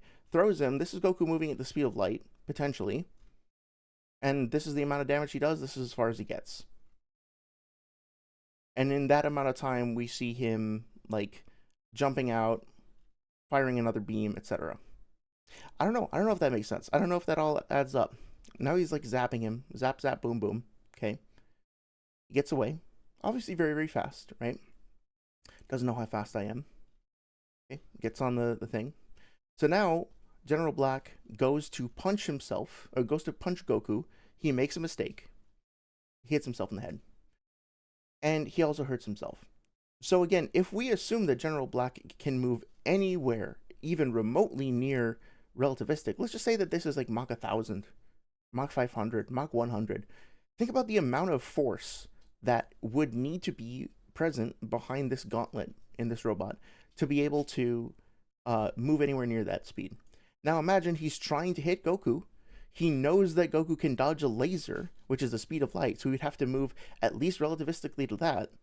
And now he's punching himself in the head with that relativistic punch.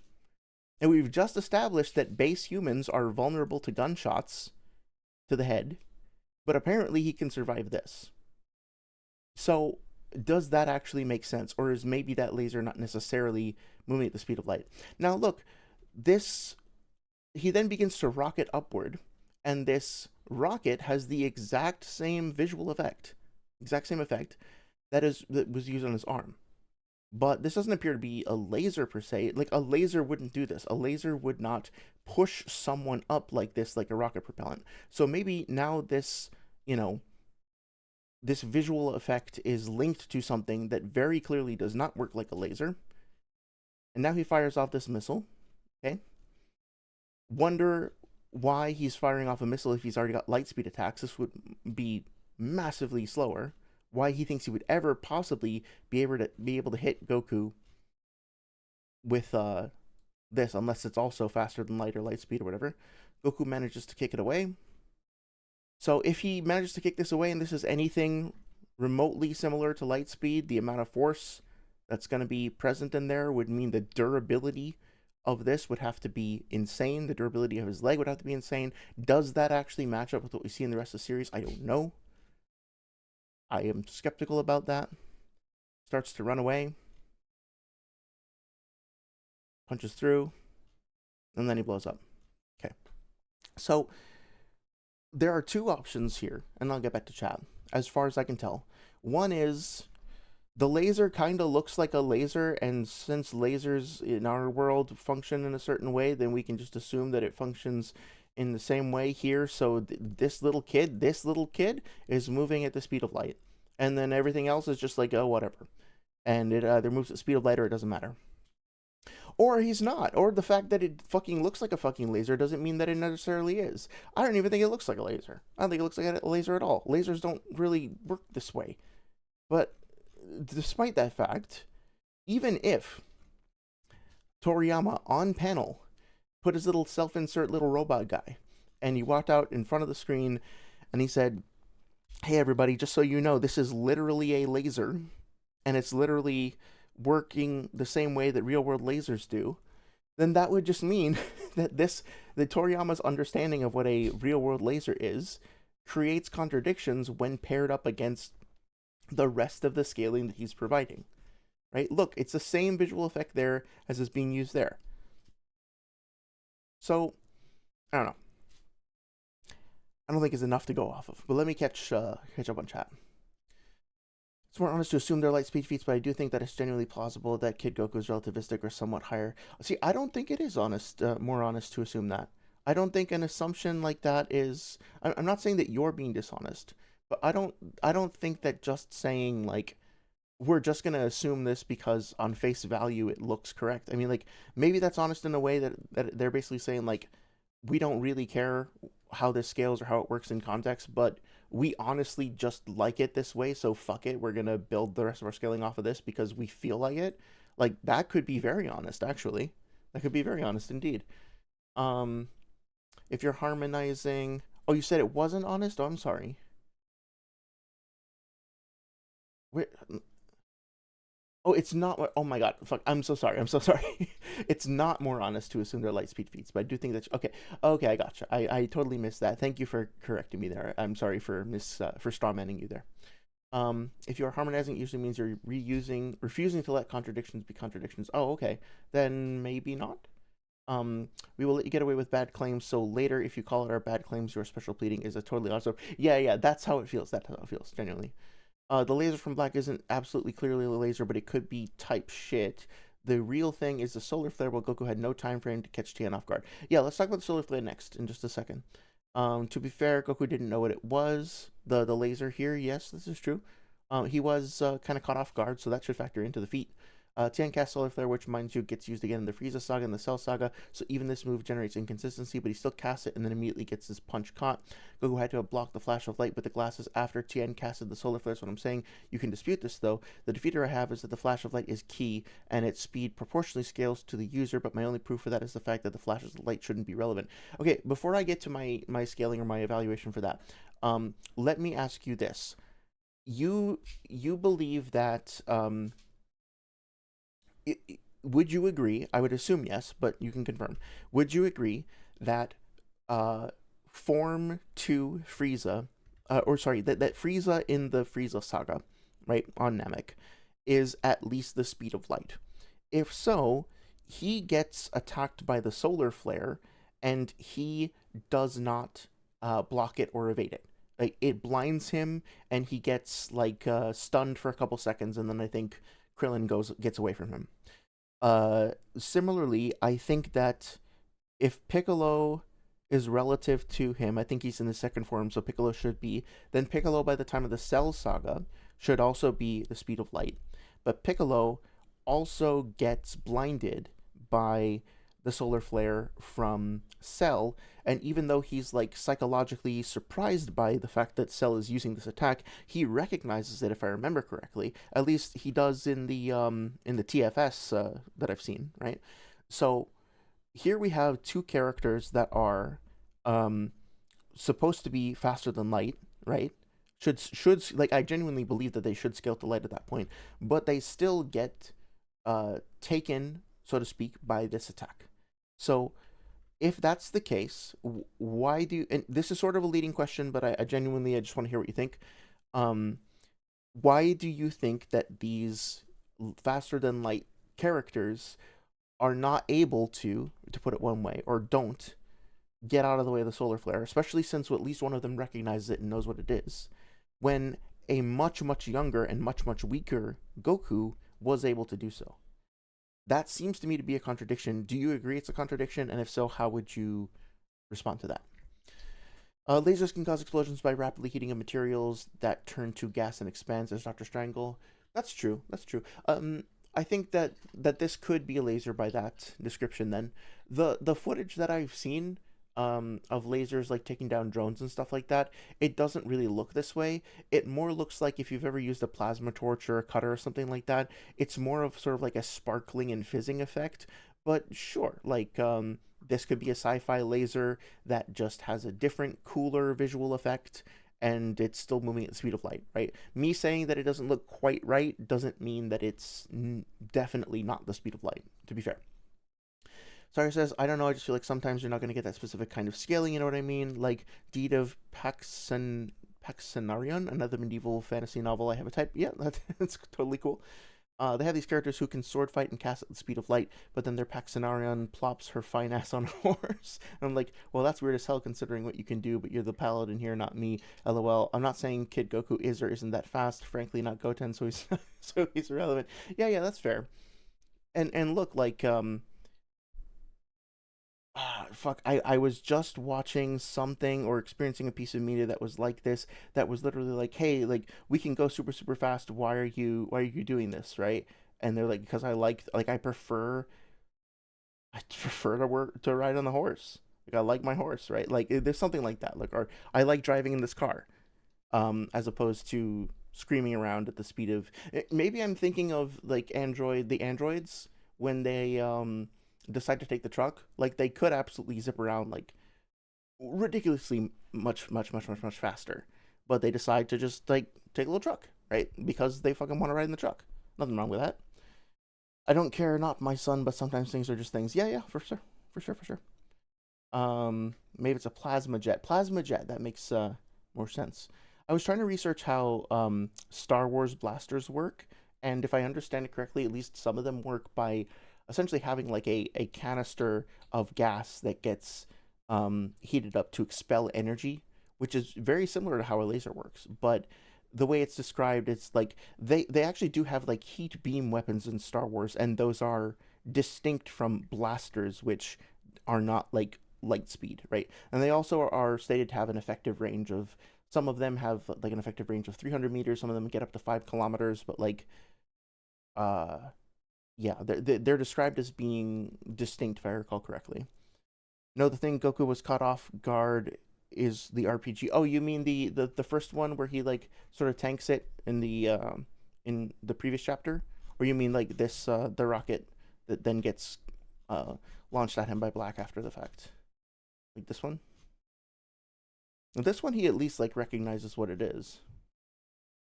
Yeah, it could be that the first one that he's like, I don't even know what this is. Maybe I could like try to catch it. Maybe I could try to like throw it back at them. I'm just gonna see what this is, and then it explodes, and he's like, yeah, you motherfuckers. Like, it could be that he wasn't even trying to dodge it. It was a possibility. The first one, yeah, okay.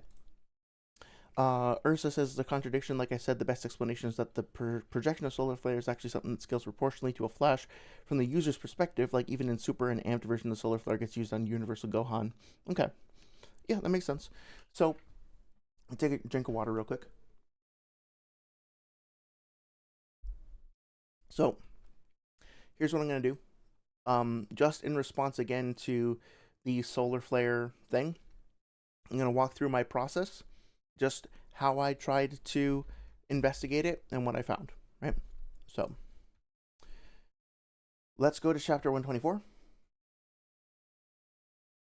Okay. I think this is the first time that we see the solar flare used. So let's just examine the context of how we see it deployed. Okay.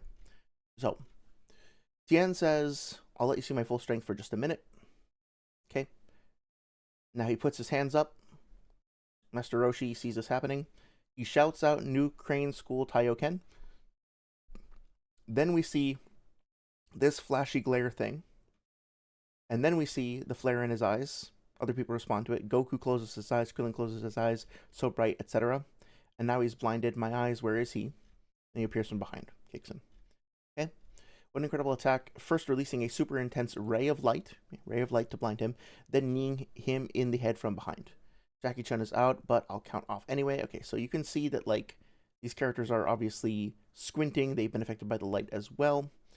Finally getting where I can see things again. Okay, so they were like temporarily blinded. That one really hurt. You ought to respect your elders a little more. You, what on earth are you? Okay, use your power for good. Okay, so let's flash ahead to, and again, like this is, the design is kind of consistent here with the energy blast, but let's leave it alone for now. Get that. Okay. Now, this is the Goku Krillin fight first, right? Yeah, so the Tien one's gonna come after this. Although I do want to point out this thing that I noticed here, right? We don't even have to worry about it now. Just put a pin on this. Krillin is falling down to the earth. He inhales air so much that he makes himself into like a balloon, which stops his descent, and then he poofs out again. Okay, so I'm just gonna leave that there. I'm not gonna say anything about it for now. Just something to notice. Okay. So keeps going on. Badoom, fight, fight, fight. Okay, let's skip ahead to the Tien fight.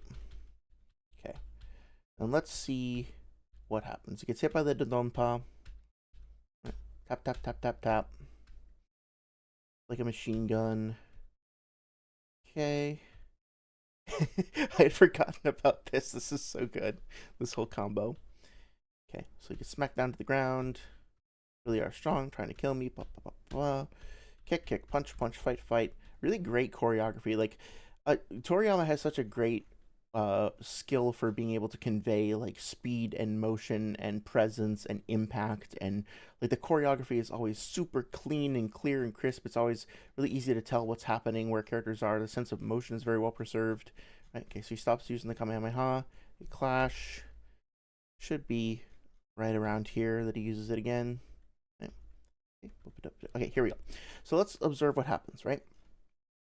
This is the first time in my life I've been pounded like this. Okay, so you've embarrassed me before the world. Playtime is over. I'm snuffing this match. Okay, so he puts his hands up by his head. Goku looks at him, exclamation, exclamation, says, "Here it comes," reaction, very clearly sees what's happening. Then Tien shouts, "Taioken," right?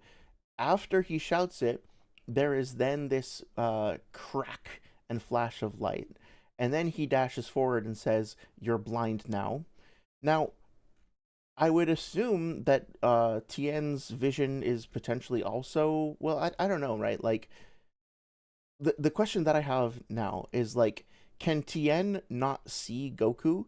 Because if he can, he should be able to see that Goku is wearing sunglasses, and he should be able to, like, notice that. So I wonder if his vision is somehow impaired or whatever, like, what's going on there. But either way, he punches Goku, surprises Tien by grabbing him, punches him. He says, "How?" He says, "He, sunglasses. Where in the world did you get those? I borrowed them," right? Okay, so he's a genius. When in the world did he... It's kind of interesting also that Master Roshi himself doesn't seem to have noticed this. Maybe he was just covering his eyes regardless. Okay, you're so quick and you can think too. Okay, so, and then 6-7, getting punished for the meme reference, of course. So, the way that I look at this, just looking at this in and of itself, I don't currently see that Goku needs to outspeed photons in order to accomplish this. All he needs to do is, between the time that Tenshinhan or Tien says Taioken and the time that this flash happens, he needs to have gotten the sunglasses. Now, just to give an estimate, I tried to do this before, and granted, it's the AI or whatever, so, like, be sure to take this with a grain of salt, okay? But let's just say that this, this fucking arena is 100 meters wide. So Goku, in order to move from his position to Master Roshi's position and take his sunglasses, he has to move 50 meters to Roshi and then 50 meters back to Tien in order to make it look like he wasn't moving at all. Okay, in order to get back in time to intercept Tien. So let's just say, like, how long? Okay, like I typed this in before. How long would it take you to travel 100 meters at a speed of Mach 100? Okay. 0.002915 seconds. So it would take him about 3 milliseconds to do this if he were traveling at Mach 100. Let's say Mach 1000. Okay. At Mach 1000, it's 0.29 milliseconds. Okay. So convert Mach 1000 to light speed. Okay. Speed of... Wait, that doesn't seem right. Oh yeah. So Mach 1000 is still a tiny fraction. Oh, hang on a second. Let me try this again. So, like, Mach 1000 in mile per hour. Okay. So, convert to light speed. Should work. Yeah. So it's pretty consistent. Okay, so even going at like 0.001% of the speed of light, 1% of the speed of light, it would only take what's his fucking name? Goku, a fraction of a millisecond to cover that speed. Let's say if he went at Mach 10,000, right? Mach 10,000. That's what I was saying before. Let's say like Mach 100,000. 100 times the speed of sound. Okay. How long would it take to travel 100 meters at Mach 10,000? 0.29 milliseconds, and it's just going to increase, right? So like fractions of milliseconds. We can get way, way high. We can go up into the Mach hundreds of thousands even, and he can still absolutely very comfortably do this in far less than the blink of an eye. Then it would he can do this so fucking fast that very clearly no normal human would ever be able to perceive it without having to get anywhere near the speed of light, right? All he has to do in order to satisfy this, he doesn't have to dodge photons, he doesn't have to dodge light, right? All he has to do is, between him saying this and the flash coming up, he just needs to be able to get to Master Roshi and back in like less than a millisecond, less than 100th of a millisecond, less than 1,000th of a millisecond, and we're still orders upon orders of magnitude away from light speed. In other words, like, he doesn't need to be light speed to do this, is what I'm saying, by like massive orders of magnitude. Now, that being said, you might be like, okay, well then how is it possible that he managed to fool Tien's vision, right, and create an illusion or whatever? Like, why did Tien start attacking him? I just asked that, like, about his movement speed and all that, right? So let's see. There's another feat that happens beforehand where Goku is where does he do the tap tap tap thing? Over here? Yeah, okay. So Goku here is described as using an illusion technique, and this illusion technique allows him to move fast enough that he is not visible to the naked eye. Now, I don't know if that makes any sense in terms of physics. I don't know if that's a thing that you could ever like really quantify. It should be leaving some sort of blur or something, as far as I know, right? Here he appears invisible. He also does this kind of elaborate sequence of like shadow clone jutsu shit almost with Tien, where he like leaves after images of himself. I think we just saw it, didn't we? Fuck, I keep getting messed up with this. Okay, 1 second. So he does the, like, again, right? Like Tien specifically says, thinking to fool me with your illusion move. Okay, so it's like an illusion technique almost. After image, after image, after image, kick. Right? So Goku, whatever he's doing, right? He's using illusions to trick Tien into attacking the wrong place.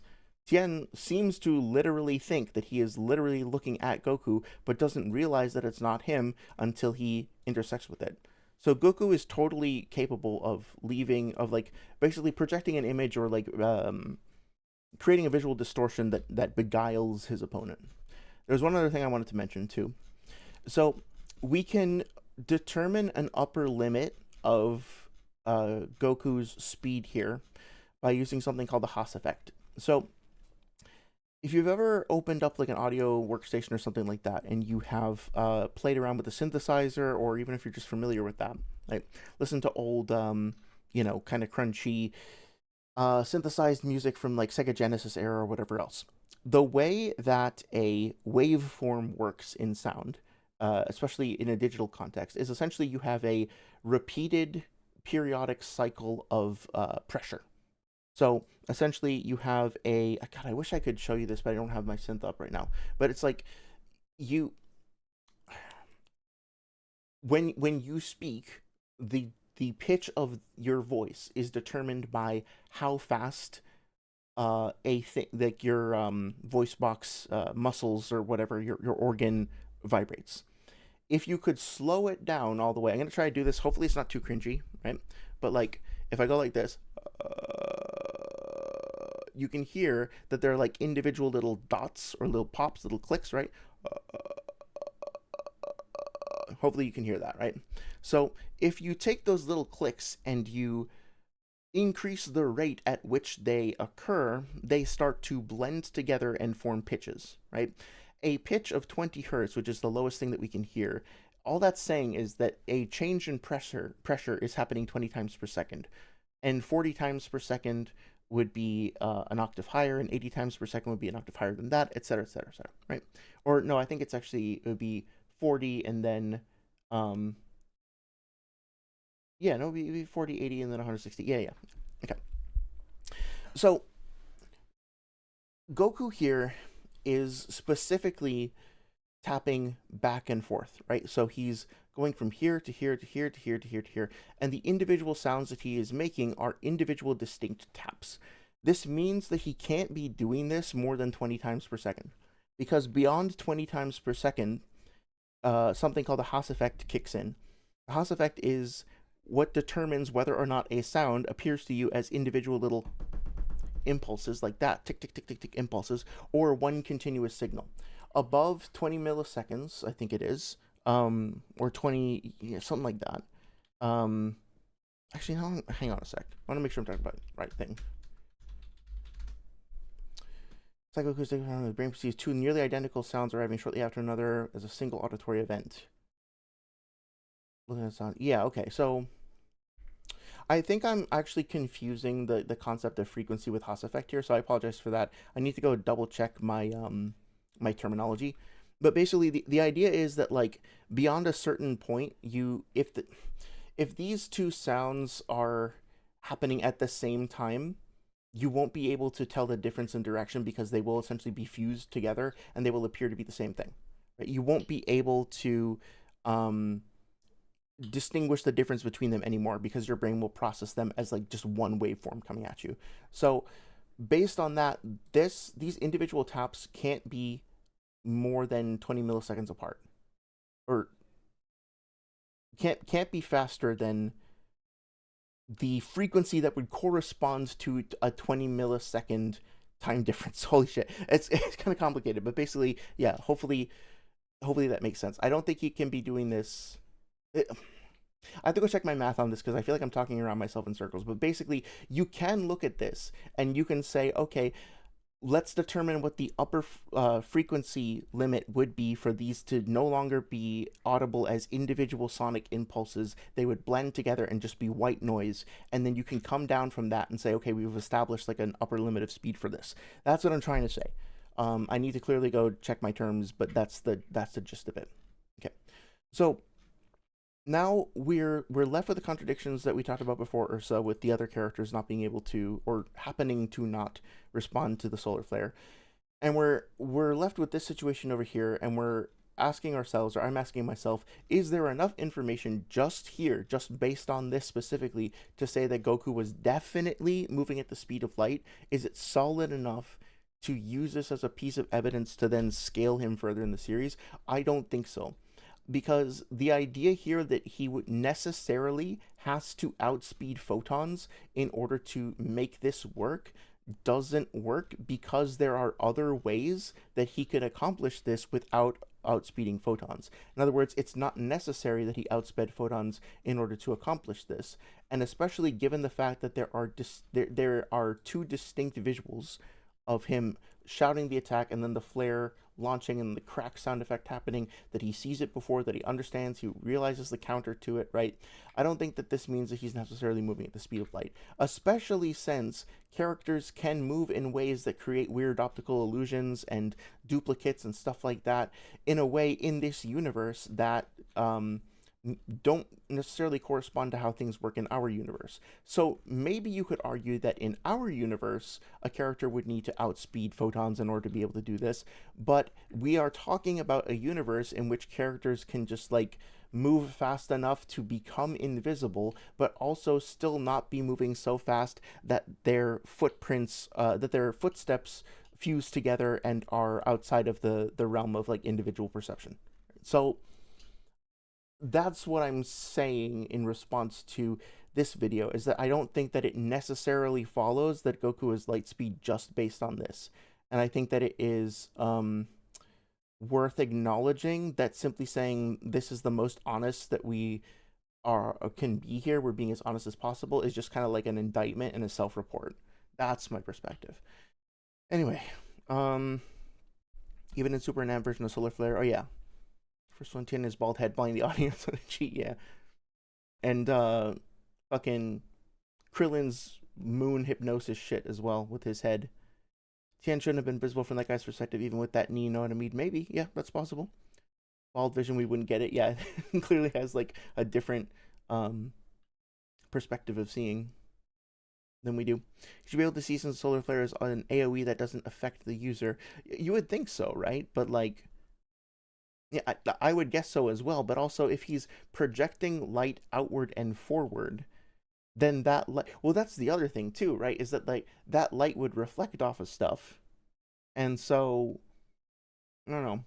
Like, I don't know that the mechanics are such that they can be broken down in a way that corresponds to reality. Your argument is essentially requiring that he blitz Tien. He can't do that unless you subscribe to the idea that they can amp their speed with Ki like me, so he had to have outsped the Flash. I don't think he needs to have blitzed Tien. He just needs to have gone to I mean, like, I see what you're saying. Right, but then he is capable of blitzing Tien then. If by blitzing you mean like move to another location before Tien can realize and react to it, like he does here. Like he does that pretty consistently. So yeah. He blitzes Tien, but he's still not faster than the light. Like that is what I think he does, yes. And I think that in certain cases he can blitz Tien and Tien can blitz him, so to speak. But I guess I would like challenge the definition of blitz, because like the fact that he didn't happen to see him in this particular instance doesn't necessarily mean that he couldn't have tracked that speed, because like again, it's like I don't know. Actually, no, I don't know. I don't know that Goku blitzes Tien here. He just fools him. He tricks him, right? Like Tien is looking directly at Goku from behind. He is confident that he has caught Goku. He thinks he's looking at a solid object, and then he doesn't realize until after the fact that it's not.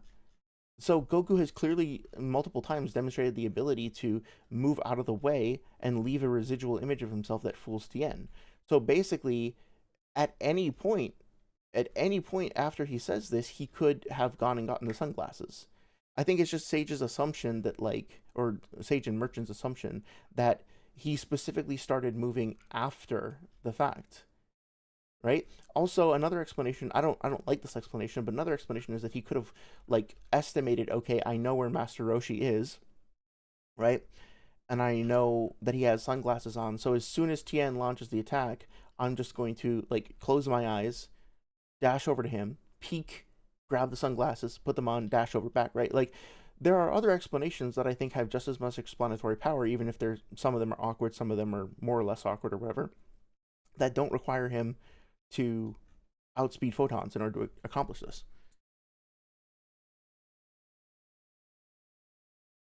Put on glasses, he's a genius. The bars in hell. What's the bars in hell? Mean that the bar is so low that it's in hell. Okay, gotcha. Let's see. Ursa says it would make more sense that he doesn't outspeed the light, but at any point when the move is cast, Tim would definitely be able to see him. He can see Goku. Yeah. When Goku's amping his speed to be invis, Goku's a genjutsu master. Pretty much, yeah. He's a substitution jutsu master. Or wait, no, it wouldn't be substitution because he's not actually like replacing himself with anything.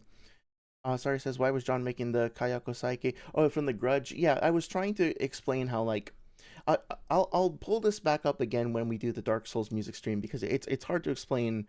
It feels very intuitive to me because I've been working with like these synthesizers for a while now. But like basically what I was trying to say is that if you, I guess a better example would be if you take a cello bow and you drag it across the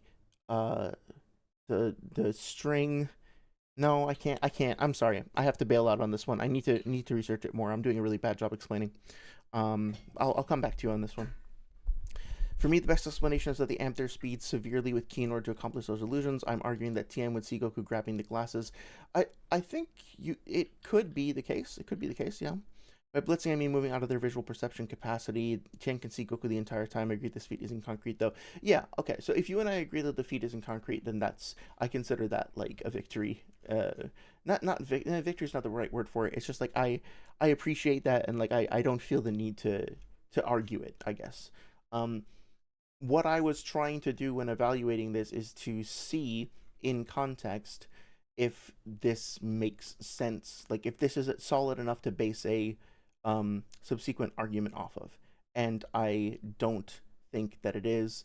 And I will play a little bit more just so you can hopefully like sympathize with more of where I'm coming from with this. 1 second. This is probably going to be. I didn't concede. Fine. If you want to interpret it that way, fine. Go ahead. The Dragon Ball scaling. That way, you guys don't feel slighted, as you probably have in the past. Starting off with saying Saga Vegeta scaling, to start off with his speed, you can say that he's just in the tens of times FTL range, due to the fact that we never actively get a direct speed difference between Goku and Piccolo and Raditz, just that Piccolo's never seen anyone move that fast, with them just scaling in the FTL range as said earlier, and then Vegeta being 8 times stronger than Raditz at a low ball. Yes, I'll go into when I'm talking consistently why just multiplying numbers with power levels doesn't actually get the actual difference between characters, but just for now he'd be in the tens of times FTL range at a low ball with planetary level AP, due to the fact that much weaker characters like Roshi can actively destroy the moon, with people like King Piccolo saying that they could possibly destroy the Earth, even if you don't think he means literally destroy the planet in such a way that he'd consider it destroyed. Yeah, so really the reason why I was like, okay, I have to try to acknowledge this is because fucking like this language really pisses me off. It's like all of this is true and worth mentioning, since some people will rat about this scan, but Vegeta just say he'll blow up the planet. It's like, oh, I'm sorry, the Pane. Apparently, Vegeta will blow up the Pane. Vegeta's gonna nuke up on Pon. So yeah, like my real contention here is not, like, at the end of the day, right? If Dragon Ball happens to have Lightspeed children in it, it's like whatever, right? A series can do whatever it wants. An author can do whatever he wants or she wants or they want with their own series. I'm not out here on the warpath trying to be like, I have to shoot down all Lightspeed scaling. In fact, I do think the characters get to Lightspeed later on. But this bullshit language of being like, yeah, we're just going to throw up a couple of panels out of context. We're not going to give you the chapter numbers or anything that like that, or any other context so you can confirm it. We're not going to look for other anti-feats. We're not going to really present you with any relevant scaling or other considerations. We're just going to say that this is true. And hey, just so you know, if you're watching this video, other people might disagree with you, and those people are rats. They are fucking rats. They're ratting at you. And all of what we're saying is true. All of it. And they're rats. That's the kind of shit that I can't stand. Because, factually speaking, these motherfuckers left out a whole bunch of context. They didn't really examine the feats that they provided in detail. They made a lot of assumptions. And now, when it comes time to anticipating potential disagreements, they're already doing that, like, bullshit apologetics thing where they're like, oh yeah, people who are going to disagree with you, well, we are telling you the truth and they are rats. Without even really considering what the counter-arguments are. Like, just saying that it's ratty. So, like, fuck this. Fuck this behavior in general. I think that our discussion this evening has been very interesting, even if we don't see eye to eye, because, hey, at least we are, like, looking at the feats in context and trying to see, like, what's going on around them and building a picture. We might not see eye to eye or totally agree, but, like, at least we're doing our fucking homework, right? So, I don't know. I think that's pretty much it, honestly. I think I'm probably going to wrap it up pretty soon. But I will put out a poll. I'm going to be back on Thursday. And you guys have to let me know if you enjoyed this or if you prefer the Naruto stuff, because, you know, there's still plenty of stuff for us to talk about. I have a whole bunch of notes. I have like 150 like panels that I saved. And we can either talk more about like general Dragon Ball scaling next time. We could respond to the Dragon Ball section of the video, or we can respond to the Naruto video. I will... Cool. Thanks, Jillet, whatever your fucking name is. I don't believe that I fit that qualification, but you can definitely fuck right off. Let me see. Yeah, there we go. I don't even know what the fuck that means. Was the dude I dated, was he Jewish? No, I don't think so. Never really asked, never really came up. But yeah, no, feel free to fuck right off. Have no interest in that kind of language or rhetoric here. Very nice says, or Ursa says, by blitzing, I mean moving out of their visual perception capacity. Chan can see Goku the entire time. I agree the speed isn't concrete, though. Yeah. Oh, yeah. No. I wouldn't even, like, look at what you were saying as a concession. I think we just fucking... We have different perspectives, and that's cool. You clearly know a lot about the series, and I respect your position. I appreciate the challenges, so to speak, that you brought to my attention. I'm glad we had the discussion. One Smart says, blitzing someone relative is done by focusing on your legs in a juke. Interesting. Maybe expand on that next time. I can't fucking see your emotion blur. What the fuck? Just use a sudden side shuffle and burst speed in your opponent looking in the wrong direction. This is fun. You should research other virtues to better improve your overall power scaling methods. Yeah, absolutely. To be honest, I'm just gonna like confess. I'm not much of a power scaler, and I don't actually really like power scaling all that much. What I like is I like understanding a series, and if power scaling is an avenue to doing so, then I'm all for it. And I think it can be fun to talk about hypothetical battles between different characters. And I also think that like it's fun to use rubrics and sets of standards and stuff like that, and then apply them to like a almost like an intellectual challenge, so to speak. You know what I mean? To try and better understand stuff. That is genuinely really cool.